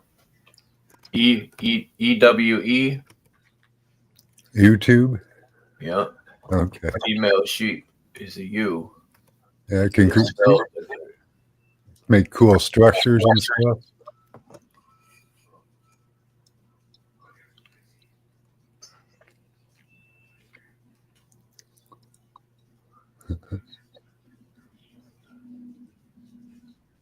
Yeah, that's wild that they got little fucking programmed robots. H2O, as well as the potassium to help maintain and regulate the flow of water. Nice.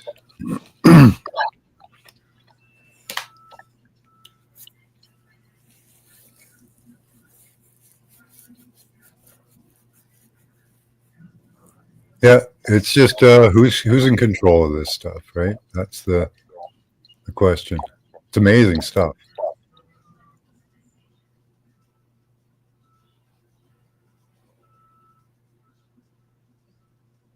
Yeah, the government is the X-Men.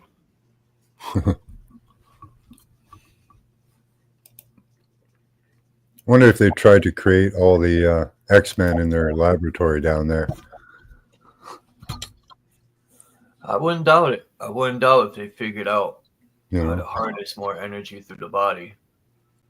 yeah, just grow them extra organs and stuff. You know.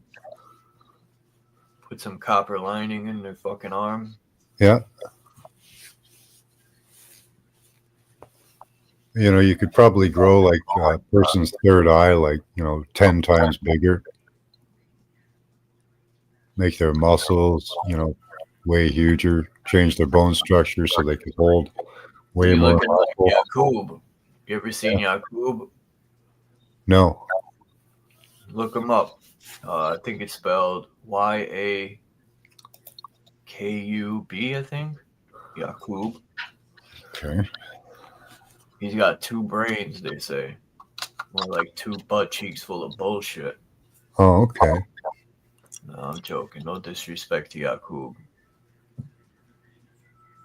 I see. Yeah, they could probably do that. A lot of people are starting to believe and understand that a lot of these aliens are just people. They Augmented say people. that's the maker of us. That's our creator, Jakub. He made us on the Caucasus Mountains. Oh, okay. Maker and creator of the devil, swine merchant. Cool. That's in the double album of Wu-Tang. Yakub is a figure in mythology in the Nation of Islam, and its offshoots according to the Nation of Islam doctrine. Yakub was a black Moroccan scientist who ... Okay. You gotta maybe click on it.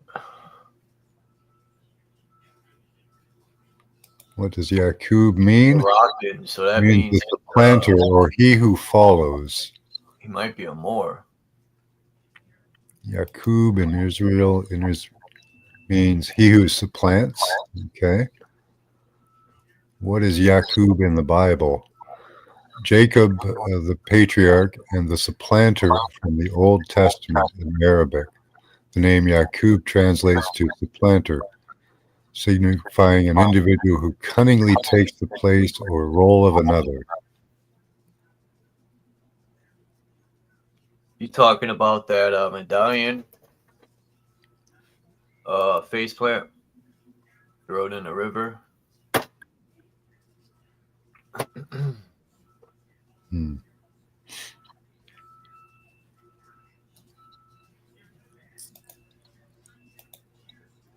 Yeah, this ain't real gold. I know that much.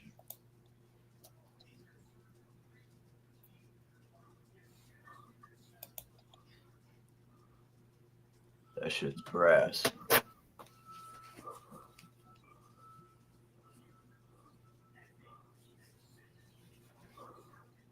In Jamaica, they got bananas with seeds in them. They're little bananas. And Yeah. the dude was like, these are the real bananas. You know, Jamaica, very self-sustaining environment there. They know the land. And from what I've seen, cultures a lot, spices and herbs are used a lot because that's what cleanses the body. And the body needs a lot of spices and herbs.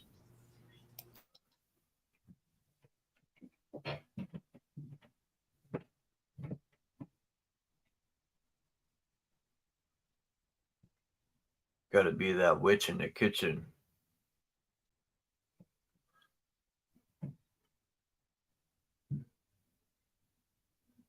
Hey, maybe they've already brought back Gilgamesh and this Yakub and all of them, eh? Who knows?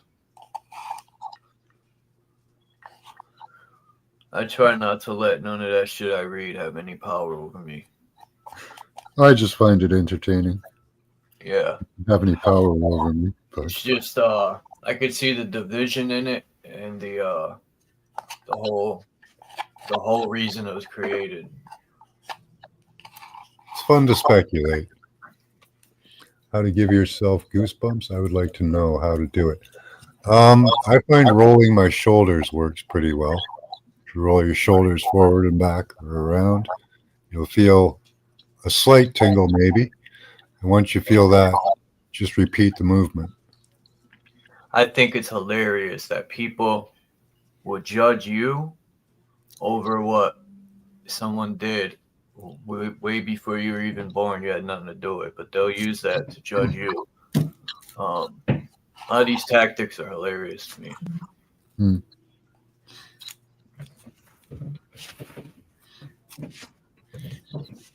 Yeah, or whatever method you can give yourself goosebumps. Sometimes music works for me.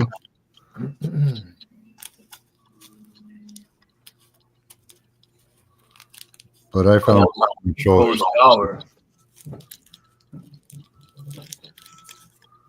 So by rolling your shoulders, what I think happens is you expand the muscles at the base of your neck, and that allows, because apparently when you do it, it releases stem cells throughout your body. So I think what it does is it might open up the glands at the base of the skull and allow for the flow of that milk and honey they talk about. Just speculation. You don't have any proof on that. There are papers that it does shut you off of the machine, and Maybe that that's why people headbang. And that it does release stem cells, maybe. But it is very good for you to do that. In any case.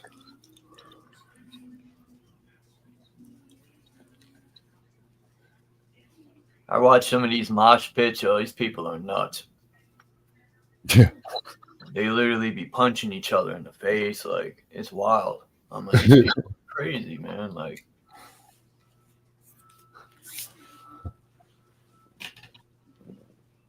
I'm going to show a video one day. I mean, these people are fucking kicking each other in the jaw. It's crazy. I'm like, yo.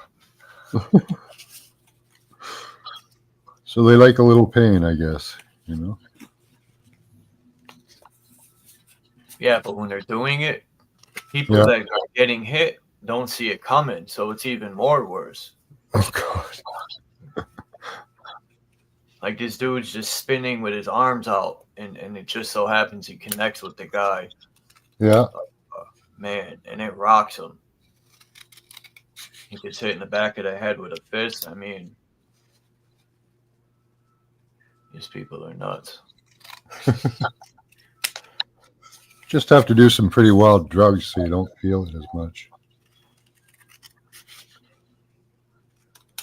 Man, that'd probably sober me up. Nano dust, it's inside us. Part 2.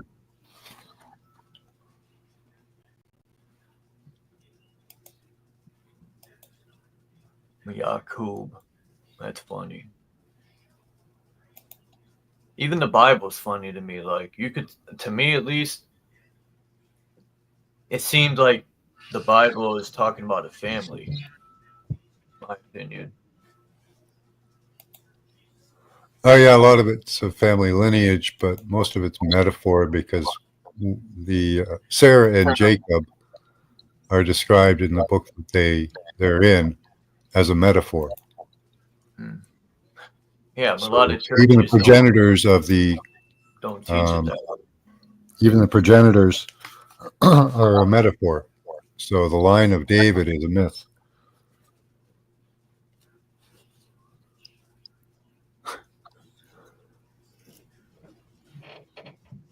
How long? Oh, this is an hour.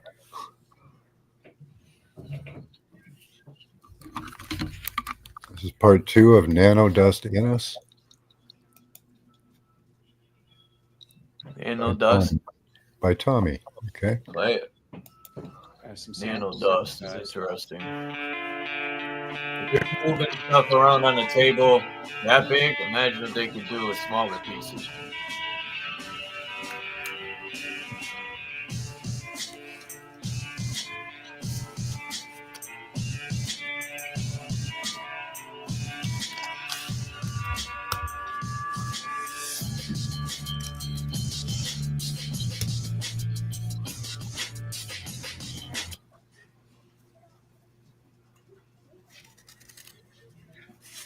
Hi, everyone.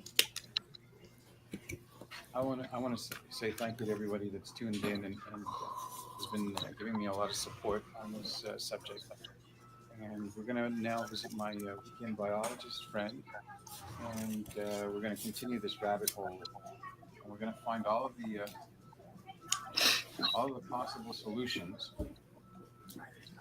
We're going to find all the possible solutions to this, and I'm sure you're going to find this quite interesting. What we're going to be looking at now is going to be some samples of snow. Actually, it was we had let it evaporate from a bowl and collected snow, and then we'll be covering that as well in this segment. And I hope you enjoy this. Well, enjoy it. I mean, it's not something that's meant to be enjoyed, but I hope it's informative, and I hope that you understand it, how serious this is. The world is going in an extreme direction, and they're putting too much of this stuff in our environment. And we don't have a choice. We have to sort of make this public now that we don't accept this and we don't feel comfortable with this, and there has to be something done about it. Thanks for tuning in. So what I've done is I've taken... It's for national security. Shut up, bitch, or you go to jail. In this year, and I put them in small containers for our biologist friend. And I have also, from 1987, 3 spices that I'm going to be bringing with me over there. And over there, we'll put them in the small containers with the biologist. And this is my sample. This used to be snow. I've let it evaporate. And amazing for a small quantity of snow what it had in it. So I'm curious to see what that is. So follow me and we'll figure this out. Hi everyone. So now I'm on my way to see our biologist friend. It's my second time meeting with him. And what we're going to do... That's hilarious. Well, not hilarious. That's disturbing. 30-year-old spices that have nanotech in it, or nanodust. That I let it evaporate in a bowl. And you serious? We have From the that 80s? Done, then we also have a few samples. I brought some spices that are from 1987. And we'll compare it to new spices and see what happens in terms of nanodust that's inside there, and see. Well, we'll see what we find, and I'll share it with you guys. So stay with me. We're on our way there.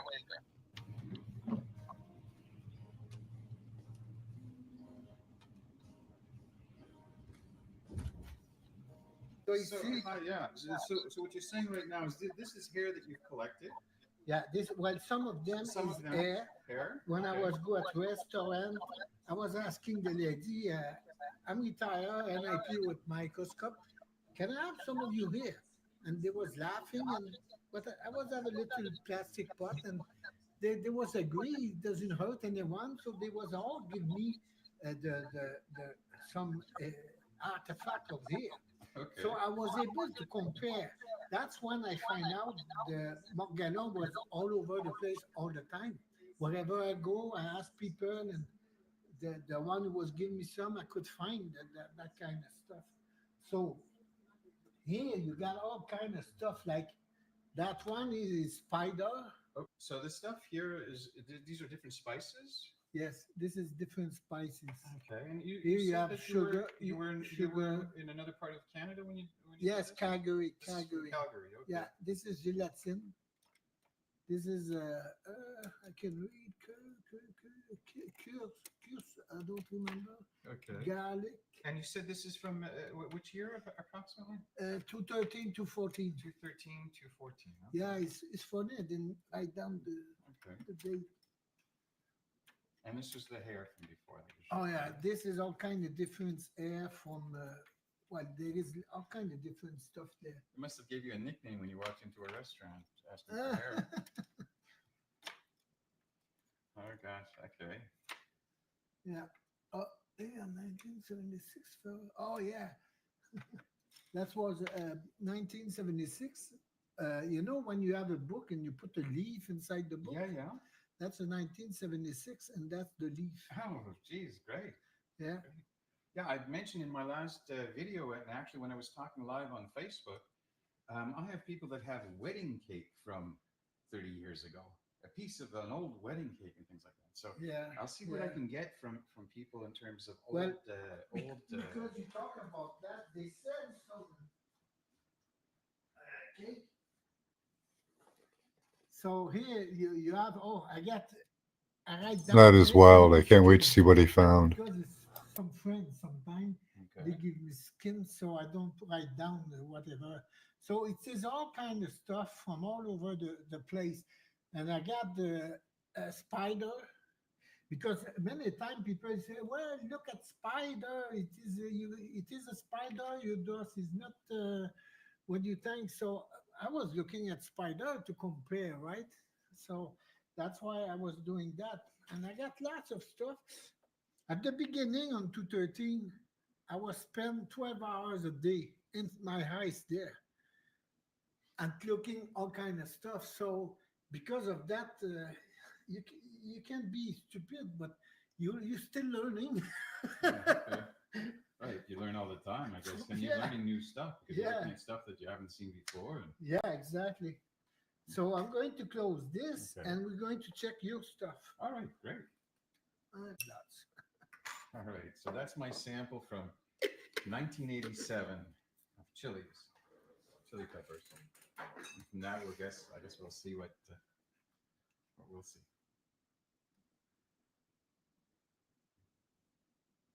See here, that's what. Okay, I see it here, but I have to make you see it.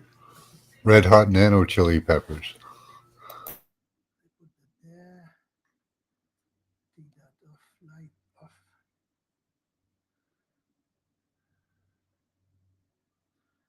It's going to be interesting with the water. Okay, here for me is when he transform. He may make that. That's what I call the callus. Okay. And that's what's happening here. Is kind of transform. So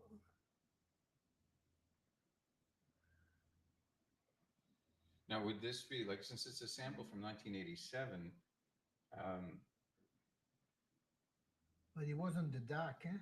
I think. Yeah, it was in the dark. Yeah, the light does stuff. The light affects it? Yeah, I'm pretty sure because when I put stuff at the light, I think he kind of energy transformation. Oh, right? okay. Well, it's if it functions in the same way as cellular life needs God, light. I got no. And this is a fiber also. It go like a S. Okay. So, and this is from the 1987 sample. So it's inside of the spicy. It's inside the spice. Okay. Now that spice thing has been sealed for so long. I mean, I don't know. I remember how long it's sealed. So it's not something that actually. I don't know what I'm looking for here. I can't tell what I'm supposed to be seeing. Me neither, but sure. Yeah. Yeah. So then maybe let's keep a sample aside for our next video, where we'll take a look at it again and see the difference between what happens and what's happened to it. And I think that it'll be kind of interesting to be able to compare it. I just put water, boil it water. Okay, you put boiled water. Yeah. And you added that. You're going to add the spice to the boiled water. And then I think you said you were going to mix it. Yeah. Okay. I forget to mix it. Okay, now I.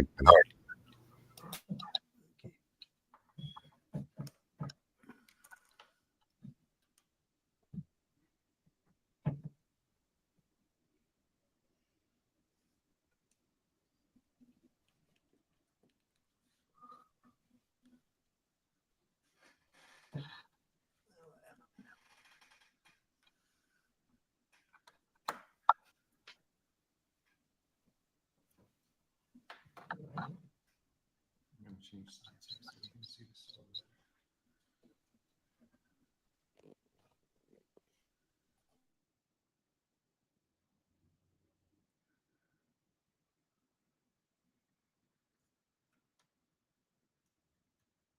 They're not saying anything really, Canadomi.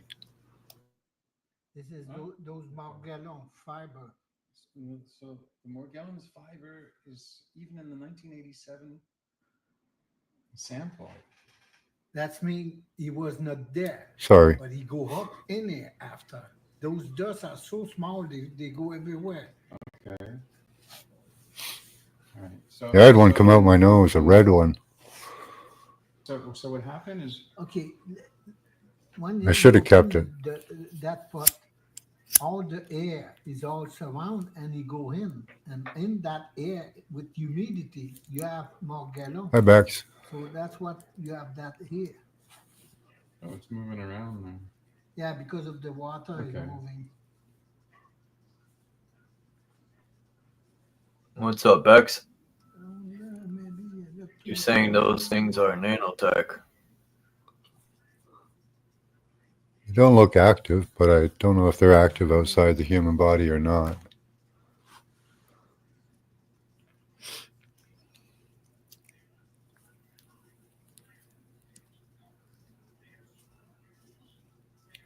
See, split in two, and after it's split in two, this is usual to see that.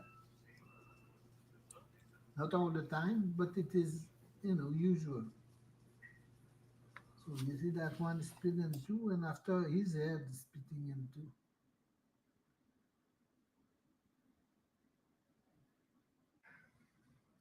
Yeah, a storm. You weren't kidding when you said, look, a storm.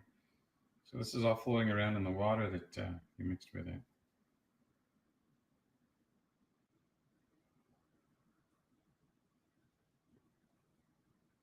So this is your spice. Yeah. We just put there. Okay. And now that's what it is there. That's what we see. I'm going to go bigger. Okay. So that again looks like that Morgellons fiber. Yeah. Wow.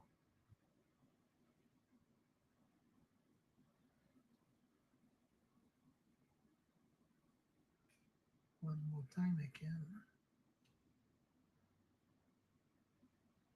Whoop, he's stretching. Yeah, He's moving? stretching, yeah.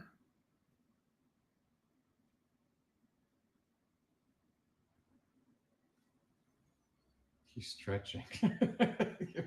make it sound like a pet. Yeah, he's got a sore back. He's got a sore back. He hasn't been he hasn't had a chance to move around. Oh, yeah, look at that. Hey, it's reacting. So, and this is from the 1987 sample. So that could be just from the air that fell into there. Yes, it's trying to reshape itself. The can was been sealed. My mom does not use those spices any longer. So what is it? It's the same thing of the other. The Morgellons again. Yeah, different. Yeah, I don't see it. Well, I don't know. I don't have my glasses. But here on microscope, you can see there is a little one go out of it. Okay. Okay, so what is it that we're looking at right now? Okay. This is your spice, which is what was it? Sweet paprika? Yeah, sweet paprika. Okay. Okay, so this is your spice. Okay. And with time, the spice is because of the what he breathed, because he does breathe the same stuff we breathe, he changed. So if I go down a little bit, I want to show you here. So you see here, the top head, it goes like a spiral. Okay, I'm going to go up. Okay. So that thing here, you see, go like, you can see the spiral he made, Yeah, nice and okay. easy and slowly. Yeah. So this stuff is from that, but it's changing. So that's why it's not the same color. It is different. If you go up a little bit to see your big spice, so that's what it is naturally. But when you look at the edge, you see, oh, it's something happening and it is changing. See? Oh, is this the one that was in the water, or no? This one is dry. It's dry. Okay. Yeah, they are dry. Those I don't know. Here, look. You see here? We don't have the same color. I have to adjust my color. Because My question is how does this guy know this stuff? So what's happening is the spice is like that, red, and after it's changing, and that's emerge. from the spice. I think Morgellons has been around for a long time. But because it didn't have the sun, it was on the shade. See on top here, you're going to see better. I just have to adjust here. See? Mm-hmm. Now you can see it emerge out of that. You can see better now. Here. And that kind of stuff emerging, we see that on all kind of stuff. Like I have an air I put outside, and you're going to see that emerge of it. And on the other day, we was looking at hair, and you see that emerging from the air, same thing. Yeah. We're going to pass to another subject here. Show us again. Right there. Yeah. See, you got that one there, you got a little one there. Let's see if it's clear. Yeah, it's clear. Yeah. So that's a big one. It's from another place, but that's the one who was looking. And here, before we say goodbye.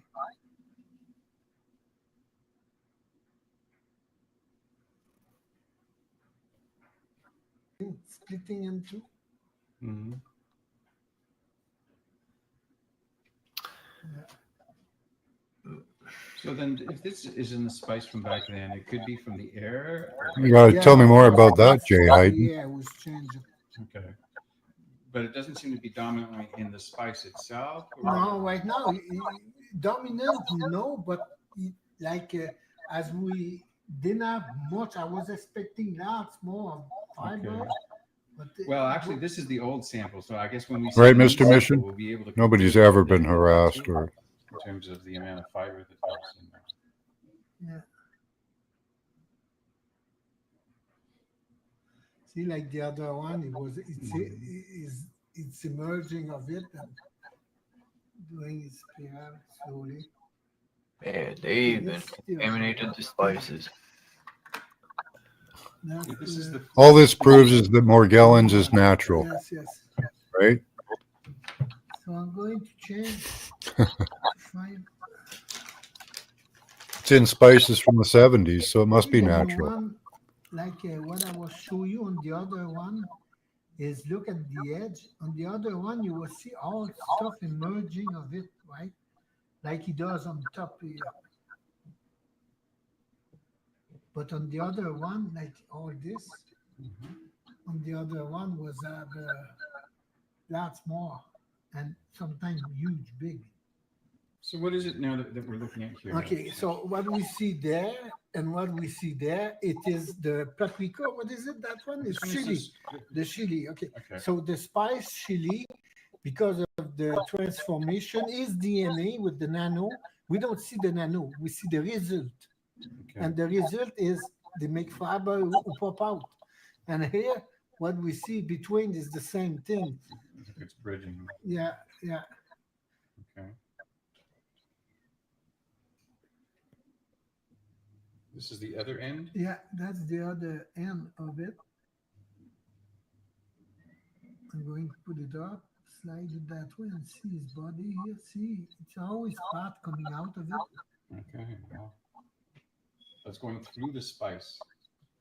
Yeah, so this emerged from the spice, that one.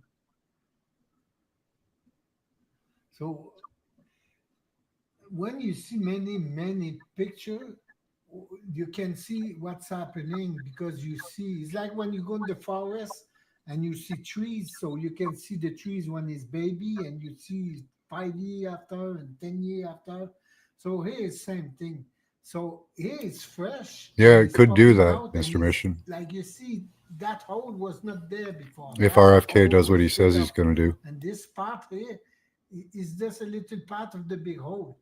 And he's going to get out, and him too is they are broken in. Although Donald Trump invested like $20 billion into nanotech, so just saying. And fractal, so that's why it's the color is. You see that one is big, and that one just before is big, huge, and red. And after this part, you see, is getting thinner.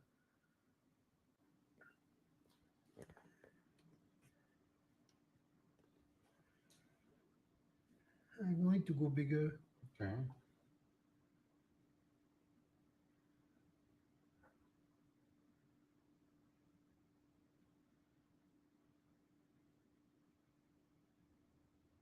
So you see it's emerging from it. If you look at the, so, okay, you see how it's made. Yeah. So It looks like it's already has been fibers. yeah, So. yeah, he formed the top of the fiber. You see, he's on the corner, emerging from the corner here, okay? Now I'm going to try to put that clear. And when you see that type of stuff there, well, that's what it is exactly there. When you look at that, you're going to see that there.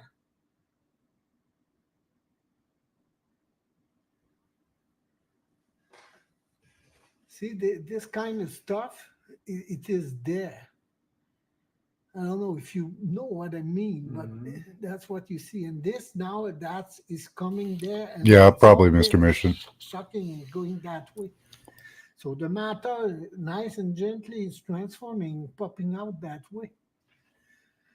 And that's what's happening with, like Sophia Small-Stone saying, is changing Earth and it's changing. Yeah, the nano's all part of the Stargate program. So let's see if we can go other type of picture like that. Sure, you know that. So you have the big piece and it's emerging out. Because it does transform and emerging out. Same thing here. Okay, now this is the sample, which is the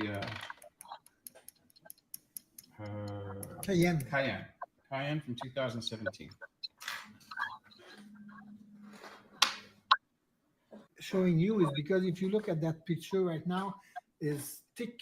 So my light is from the bottom, and after, because it's from the bottom and it's thick, we miss some.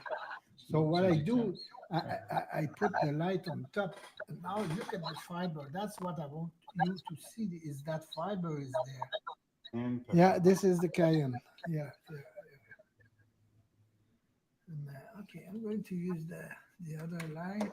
Show me. Okay. You said the electric power. Yeah. In the cayenne. Yes. So this picture, why I choose that one, is because you see, this particle collect with that one. Yeah. Oh, that'd be cool, Mr. That one collect with that one. And when they do that, it's like they become one. Okay. Yeah. Oops. So he make his way and he collect to that one.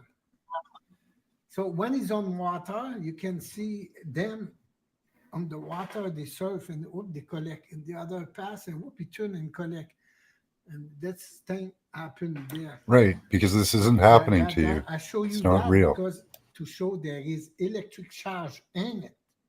Okay. And the same electric charge you see in that, why they do that, is the same one you see inside the fiber. Okay. Because before they get more gallon, they are fiber. And before, see, they are on one block there, they still spice. Say the government is doing something. But there is energy inside. You know, however it may be. Is this what's going to be? They got to have people like this work. Yes, exactly. Look at product. More gallons? Yeah. Okay. Try to see if I can make it flashing here. So you can, yeah. So this is a cayenne. Right, it's moving.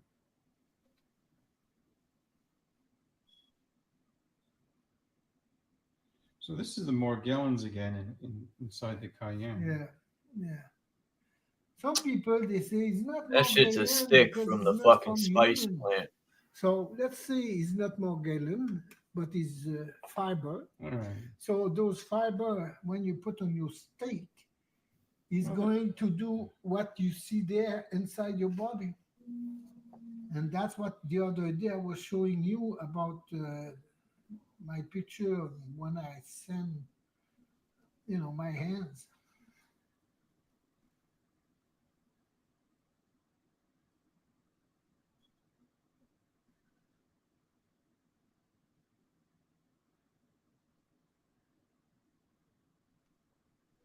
Yeah. It's long, dude. Or is it tweaking out there? Looks like it. You can see his face. Morgellons came from GMO foods. Bacteriophage.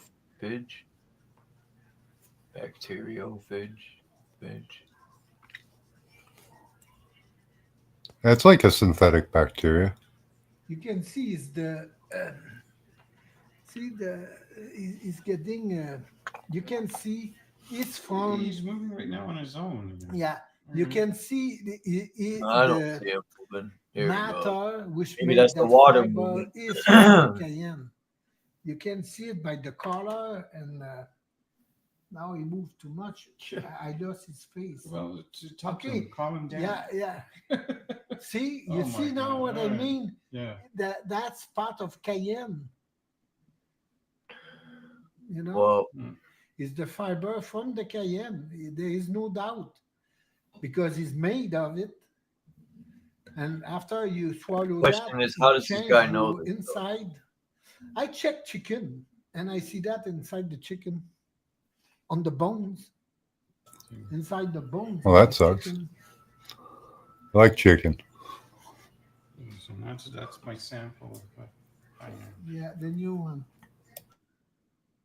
See, that's why the head, like you see the cayenne here. So that's why the head is the same color of this. Let's go down. Let's follow him. Oh, I take picture here. I will send you those pictures at the same time. Okay. Because those pictures would be nice. And you can, when you look at it, you can zoom on it, right? Yeah. I'm just, I didn't expect it to be moving. I don't know why I expected it more from the dust and from the hair samples or from when I used my shaver. Yeah. But to see it from the Doesn't work very well, if they keep having to put it in everything. That I see this thing here moving around. Oops. It's I'm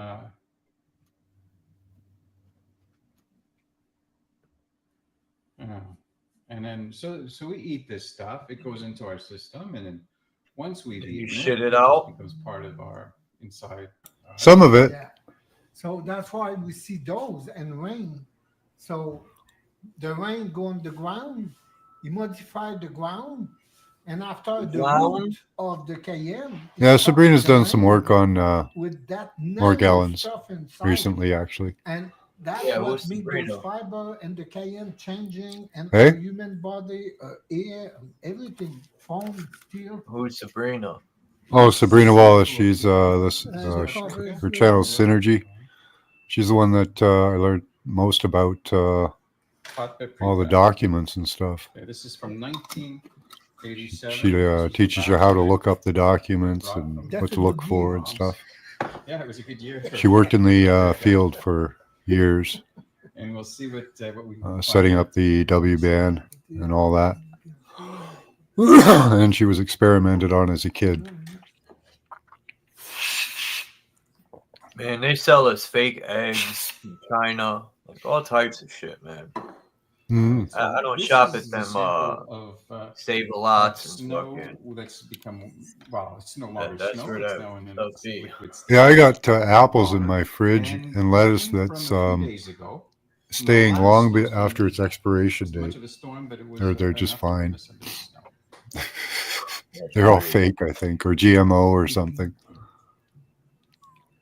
Oh yeah. Yeah, they can make fungus grow really quick. Last week's sample. Well, when we get to that, you guys will be able. That's why they need to start making some shrooms, some spores.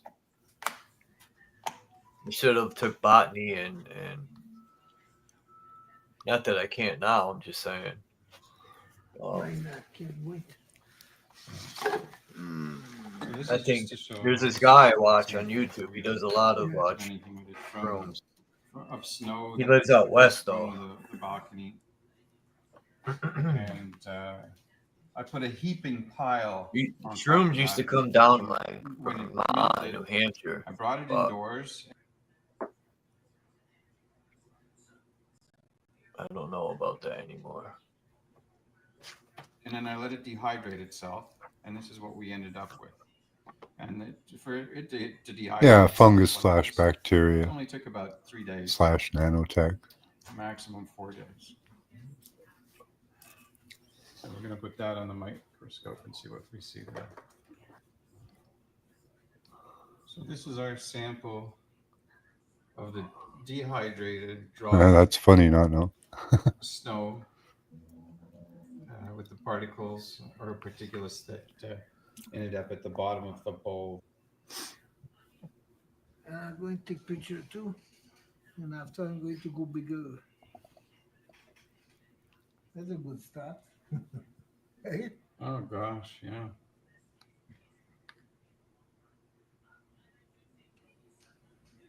I have to check her out, Jay Huyton. That was from the big snowstorm that we had. Oh yeah, what? Oh, you haven't watched any of? I've posted some of her videos. I thought here. Here, I'll put up her channel for you.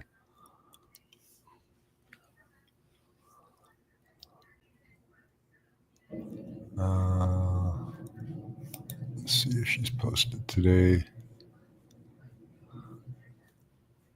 She posts almost every day, a couple times a day. See, you react to my breath. It's active, this one? When it's moving? Yeah. Okay. When you feel my warm from my mouth, okay. you react to that. I can go bigger a little bit to see his face. Just see his face. Want to give him a name? Yeah. Oh, Charlie Brown. Charlie Brown. Yay. So, you know, the next time you're making a snowball and you're throwing it at someone, at least you know it's got some fiber to it. Yeah. So now after this We melts, jump off I mean, here in like that 15, stuff was 20 minutes. dehydrated from All right. the bowl that I had. He said the And, snow. it took I 3 seen a days video to of the guy accumulate a put bunch of snow stuff under on the the bottom microscope. There's before- some crazy stuff in it. And now we can see actually what it is. And There you go. I to put a the link naked in eye, I back see- chat I saw and a lot of chat. square flakes in there, but I didn't. Alright. I didn't see. I couldn't from the naked eye. I didn't see this. Yeah, I have an Odyssey channel too. You're zooming in to what? At what level are you? 100. No, 450. 450 times zoom. Okay. So anyone out there wanting to know the magnification used on this is 450 times. And it's reacting to his breath, so it's moving.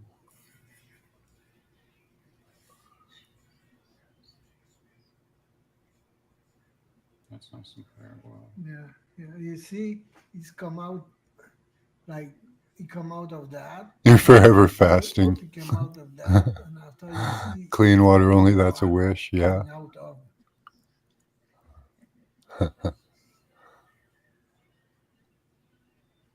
That's why you see different color when it's changing. It's like you When I had a Morgellons string come out of my nose, I did a cleansing bath in there must be tons baking of soda, Epsom as salts, far as, and just borax, entering into the soil cup of and each. into the water stream Yeah. and our water table. see on the other one who was at the water you give to me was more clean, but we move it because it was on water. It was the camera could not catch. Yeah, It was okay. too much move. So, that's what we will see there on the other one. That was on the other one. Well, I mean, same thing on the other Okay, one. it's the same thing. It's just that because it was in the water, it moved around too much for us to be able to focus onto it. Exactly. Okay. I'm going to go bigger. I'm glad people are looking at stuff. Yeah. Microscope. Word's really getting out there. There's a lot more channels talking about the W band. all kinds of stuff. Yeah.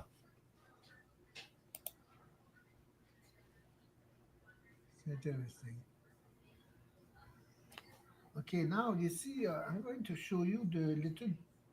Okay, this is from there. So you're saying about the spice? This Yeah, is okay. similar, Yeah, it's similar of what when we was have spice, we will see the matter of the spice is changing and it pop out of it and it make all those fiber.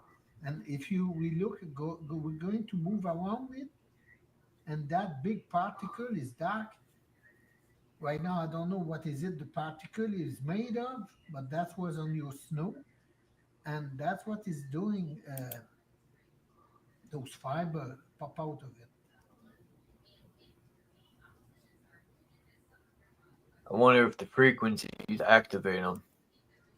There's a lot. They look a lot more Yeah. edged. Yes, yes. That's what they do. They'll grow to a certain length so they can receive a signal. Okay.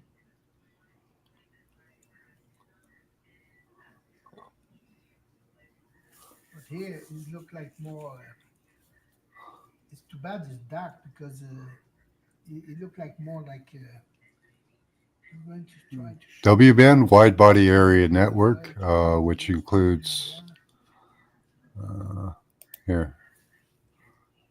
Give you a wiki search. Wikipedia actually tells you pretty good information on it. It's human body communication. That's how they get 5G into neighborhoods and stuff. It's through the human body. It's different pattern, but it's always the same kind of stuff. Okay. It's a soup what they put on chemtrail. On this, like right now is on this. You know, I hear from other biologists in what they're looking at that there's blood, human blood. I see human blood. I got picture of blood. Yeah, here you go. Quickly, just here's some of the layers here that are watching you. Well, they're all watching you, but that's some of the layers anyway. You can read through this. I've got lots of documents, or you can look at some of my stuff. Where were we here? They're introducing blood into it. Is that it's going to be easier for the body to absorb whatever it is their intention is, that we don't have it rejecting. Yeah, it's got the DNA message that we are friends. Don't fight the body. What do you call it? Yeah, our immune system not immune to fight system, off. yeah, it doesn't fight it. Yeah. So there you go. Then there is stuff in our environment where it's being introduced into the environment. Oh, in the you get it in the laundry department of the shopping mall or shopping store, whatever store you go to. There's no other reason. Yeah. It's in a big box. Yeah, it's in a big box. It's for freshening. Yeah. Borax soap. Well, it's not really soap. It's just borax. What it does, it's like a water softener. It allows things to become saturated much easier. That kind of stuff they call barium and this and that. Oh yeah, the heavy. Couldn't find it there. And the stuff that I think they banned it in the UK. The leading cause of death is Alzheimer's, and it's because of its detrimental effects on one of the things things that they've that noticed they is like. the amount of heavy metals in their system. And it I do a really hot bath. on our cognitive functions. And apparently, the best one to do is there was a formulation of 1 pound of each borax, baking soda, and Epsom salts. 1 pound of each, in as hot water as you can take it. Sit in the hot water until it cools down, and then get out and allow yourself to dry off, and you can. There's a whole process of brushing it off and stuff. Brush yourself off instead of drying or something. Gets pretty, but that's about it, really. Yeah, it's a powder. They are thick, and my light doesn't go through. So that's why when you use another, like you put. Hey, Lucid. Yeah, any supermarket. Go to the laundry area. What's up, Lucid?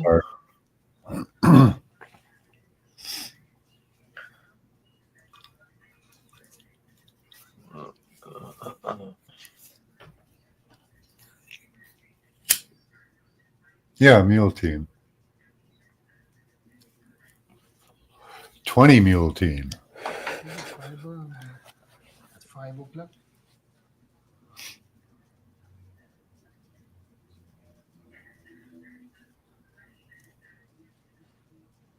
It'll suck the nano out of you. Okay.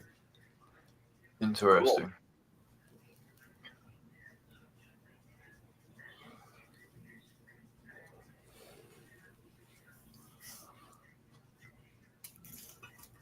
I have my bathtub magnetized with a negative pole.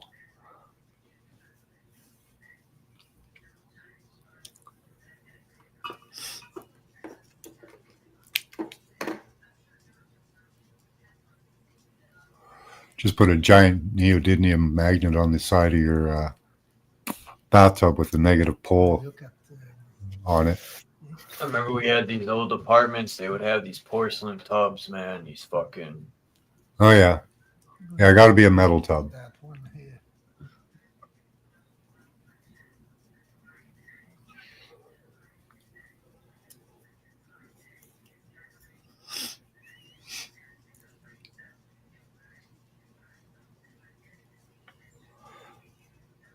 See, it's like if I tell you this is cayenne spice, you remember the spice who was living there? Mm-hmm. So all kind of spice was have all those stuff. But it's kind of normal one way because that's dropped from the sky, you go on the ground with the water and the food. Right, and it ends up in the food cycle. Yeah. And in the water table. So it's only normal that it would be in the spice because it fell from the sky and ended up in the root system and came out into the plant. It's no different than when we're drinking and breathing. Yeah, if you put my image up for a second, they can see what the box looks like. The sad part is those people that are having the worst reactions to it, sort of like an allergic reaction as far as the Morgellons disease. Yeah, some people, the body, they fight. They cannot take it and they fight. Arm's getting tired. The body reacts badly. Hold on. Really badly. I've got a lot of people sending me little footnotes about how what they're going There we through go. and all the things that they're trying to do to cope with it. Nature's freshener. There you go. Sent me an email that told me that their daughter couldn't sleep all night because all she kept doing was scratching herself all over the place. This is what it caused that. And this is what caused This is when the people scratch themselves. I tell you what I do. I take that lamel. We call this that window. I take a lamel and I go on their back and I scratch the back and I go right there. It's called borax. Borax is the chemical itself. It's on the elemental table. It's one of the elements. And I can show you beard because I did with my beard. With your beard. Yeah. Yeah. Well, last time I was here, you'd asked me to bring a shave. Oh, vitamin C would be good. You dry shaved a bit of me, and then you showed it to me, and not only was it there, I mean, to see it actually moving on the screen, I was. Ayoy. Yeah, I was. Ayoy, right. I mean, I didn't believe it. That it comes out of you and it's alive like that. So. Hey, Queen Peachy. Who can believe you? Yeah, you talk like one time I was on the subway on the ground in Montreal. I was having, that little microscope, the little one we have. Yeah. So the guy was having his card, metro card, and he was crashing there. And I was just close. And I know why he was doing that. Oh, cool. So I said, hey, I sit beside. And I said, you like to see what is on your card? And I take the little microscope and I show him and he go, wow. And I look and that's what we see there. That's what he was on his neck. That's why he was scratching. You don't scratch for no reason. Mm-hmm. Like many people, I told them, I said, why you do that? Ça chatouille. C'est pas normal. Kids today, they think it's normal. They so used. C'est normal. No, it's not. People think they get so used of this, they think it's normal. Yeah, like a kaleidoscope, eh, Canadummy? See? That's the fuel. The fuel. The fuel. Yeah, well, Yeah, you because know that's what? where the dust, the nanodust is Yeah. taking its matter from, I guess. Yeah, exactly. That's why I call the fuel. What? Okay. Just an Well, yeah, it's a good expression. way. It's fuel. It's Building blocks. It's taking in order for it to grow. I'm going to make a quick survey here and there to see. Oh, look, that one looks like a bug, but it's not a bug.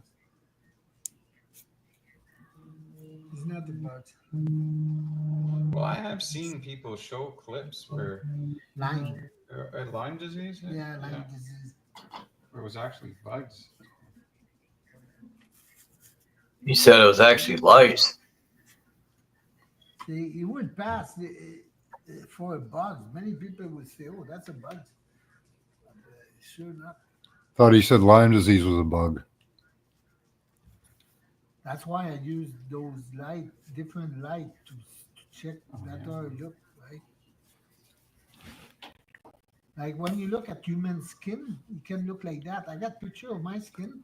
You see it's from the edge. All this is from the edge there. Mm-hmm. And after it comes that way, see?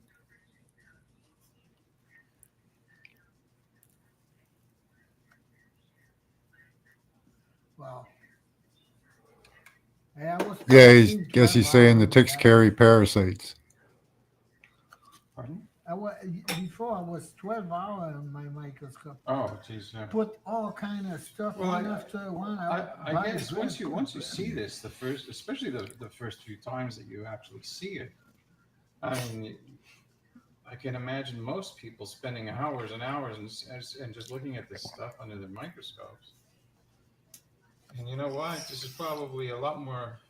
Well, how do I put it? At least a lot more eye-opening than the programming that we get through our mainstream television poop tubes that we spend hours and hours in front of when we have this in our environment. Okay, this one I'm going to tell you something about it. It's coming soon, Canada. That party, I recognize it.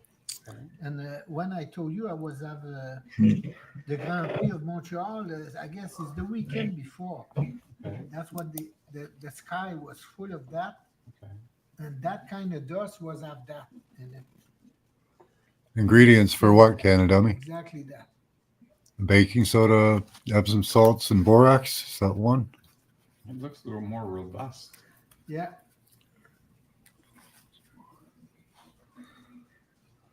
It's red.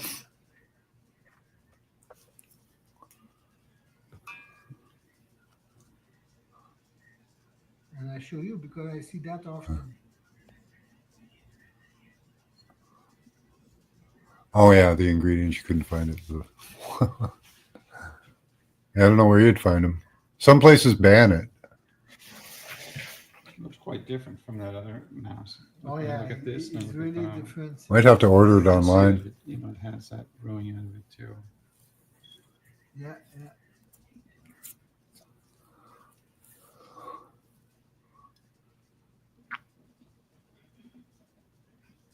Yeah, that I see often. I don't know what it is. I try to figure to find what they say about this mask, but maybe someone out there that's watching this, you know, can send me a little footnote as to what they believe that this is. I'm going to go down a little bit so we can see the way it's the best way to see it. That it's often on chemtrail, often. And I got chemtrail from Calgary. Some send me from Saskatchewan.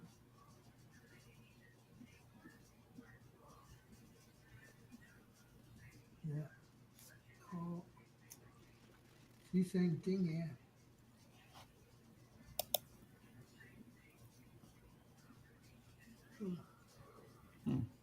Wow. That's pretty clear.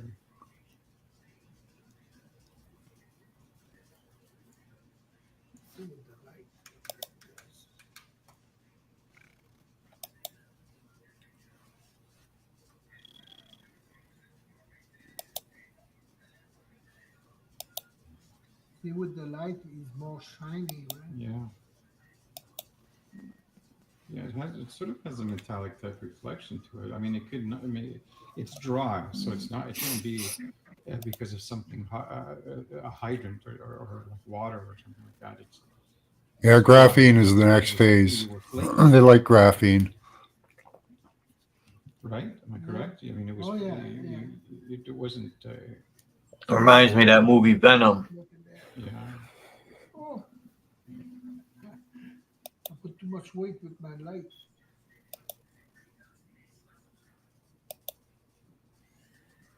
I can go deeper, but after I will lose that light.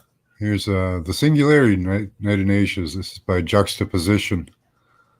I'm sub to him already, so he's got some good data.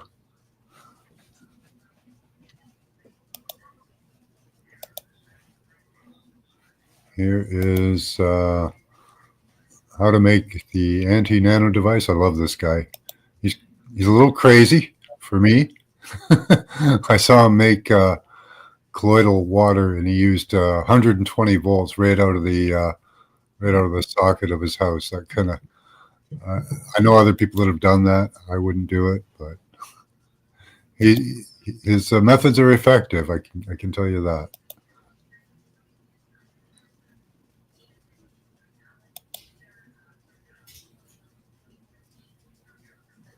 That's interesting.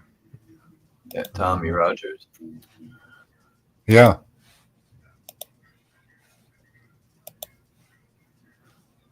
Here was somebody sent how mercury causes brain neuron damage. Just touches it, it goes on. At least in the one I saw. They actually showed a neuron shrinking away and dying. That's why when people get older, they don't know who they are anymore. Yeah.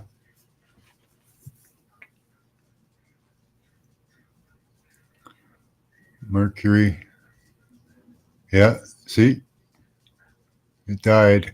Yeah. Wow.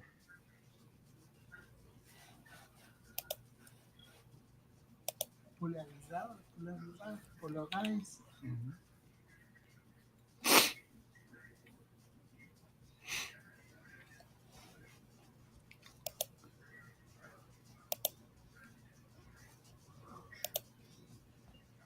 It's supposed to have a shot for the color. When they give you one color, that means this and that. We go with color. Wow, that's interesting.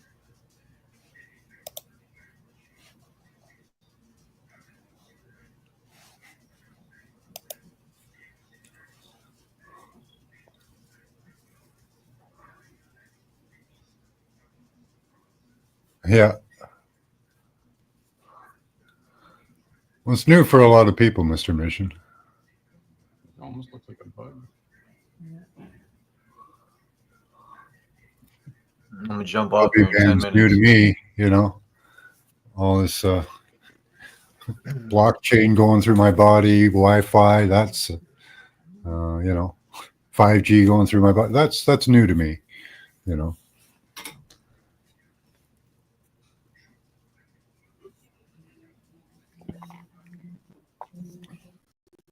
That shape. We recognize that shape. Yeah. Right? It's pretty consistent from all the samples, or most of the samples.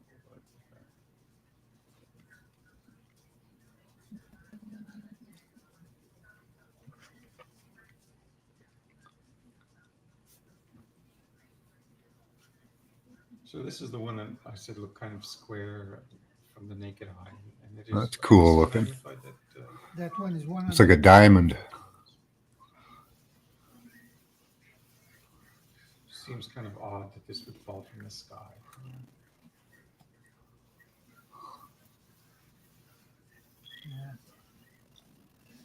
Yeah, it is kind of odd. So if anybody can recognize this one.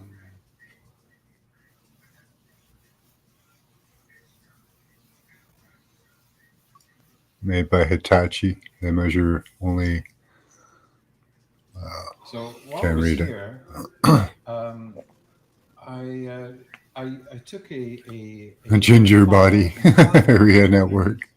underneath my toe on a callus to see what we would get as far as a result from what's coming out of my body. Last time I was here, I shaved here, I dry shaved. Now this time I filed some skin to see what we would find in my skin sample.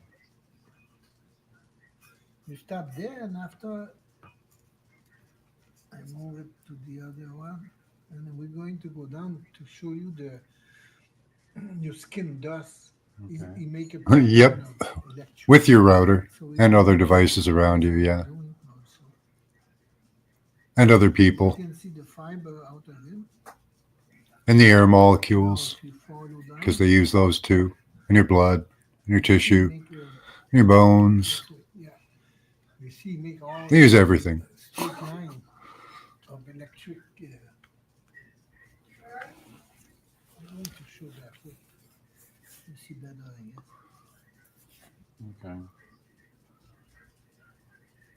Okay. Everything, but it wasn't live. It was showing. Oh wow, a lot of people don't get notifications. That's a weird one, Queen Fiji. See? Okay. Or they get it too late. That's really late. That's But why showing I was we still live, that's flag, funny. because sometimes you have impression of something. but That's a long time to wait. to have a look different way also. So this is one of those fibers then. Yeah, Morgan's fiber. that's the fiber. I'm going So to zoom yeah, in. so I mean, we can't get around it. Everybody has this. Everybody has it inside. Have you ever met anyone that didn't have any? Ever. Never? Ever. It's easy to check. You've been specially selected, Queen Peachy. And you check everything. The dust in the toilet on top of the door is the dust from human, you know. See what on the spice. You remember this kind of pattern? You remember it's this kind of stuff you look at when you look at the spice. This is how it's work, right?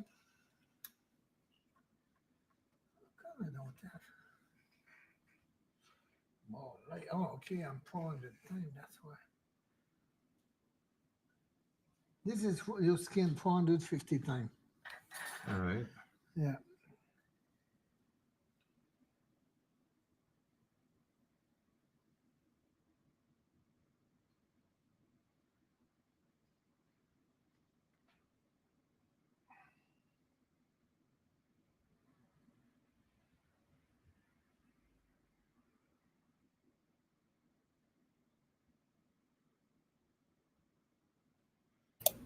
That sucks, Queen Peachy. Nice area right there. But I mean,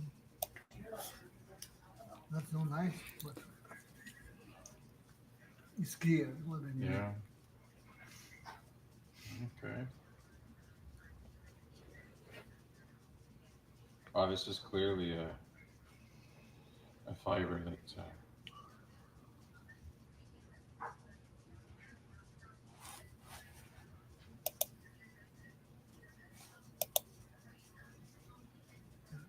Yeah, and you see what I was saying to you is like the part stick together. Okay. It's because of the electric charge. All right. So it's sort of some sort of whether it's a static or some sort of electric type of don't charge. Yeah, HAP in the sky help. It does a part of cooperate on all what's happening inside of our body. That's why HAP is doing what it's doing in the sky to help this thing. HARP. Oh yeah. Okay. Yeah, that's what I mean. HARP. It's. I think it's only the first. It might be the first time I hear you actually talking about HARP. Okay. Well, but I didn't know you knew anything about HARP. Of course, because everything passed by that. They changed the frequency of the whole planet, like the Sophia Small Storm was explained. It's not only in human body, but it is on all matter. That's what she was explained, and that's why HAP is doing what it's doing to help that the planet Earth is living on some frequency they are manipulating.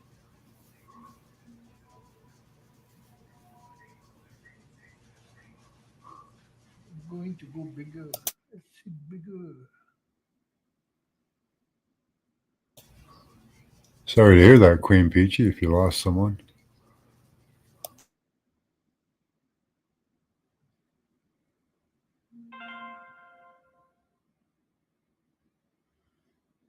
On microscope, that one is more red. Okay. You see the red here? Yeah, yeah. It's more red. Oh, okay, just a salesman. Okay. Yeah, have a look.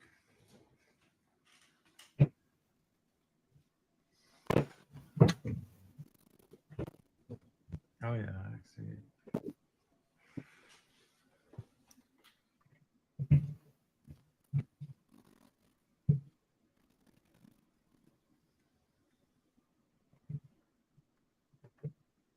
It's good this guy's documented how long it's gone on. Like if he's keeping his samples pure and all that, you know. Aliens.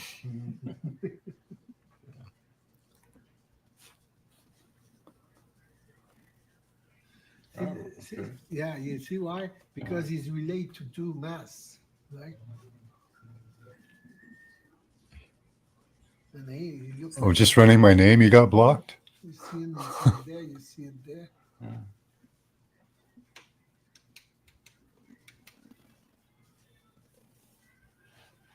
Told him my family just gonna melt me down. Oh, when you add the light to it, you really see the details. Yeah, I gotta jump off. All right. I gotta go do things. Cheers. Make look like, Have a good day. Thank Talk to you later. Max. Peace out, everyone in the chat. If people want to rewind, I'm gonna leave it up because this is good information. But thanks to everyone. I'm out. I'll check y'all next time.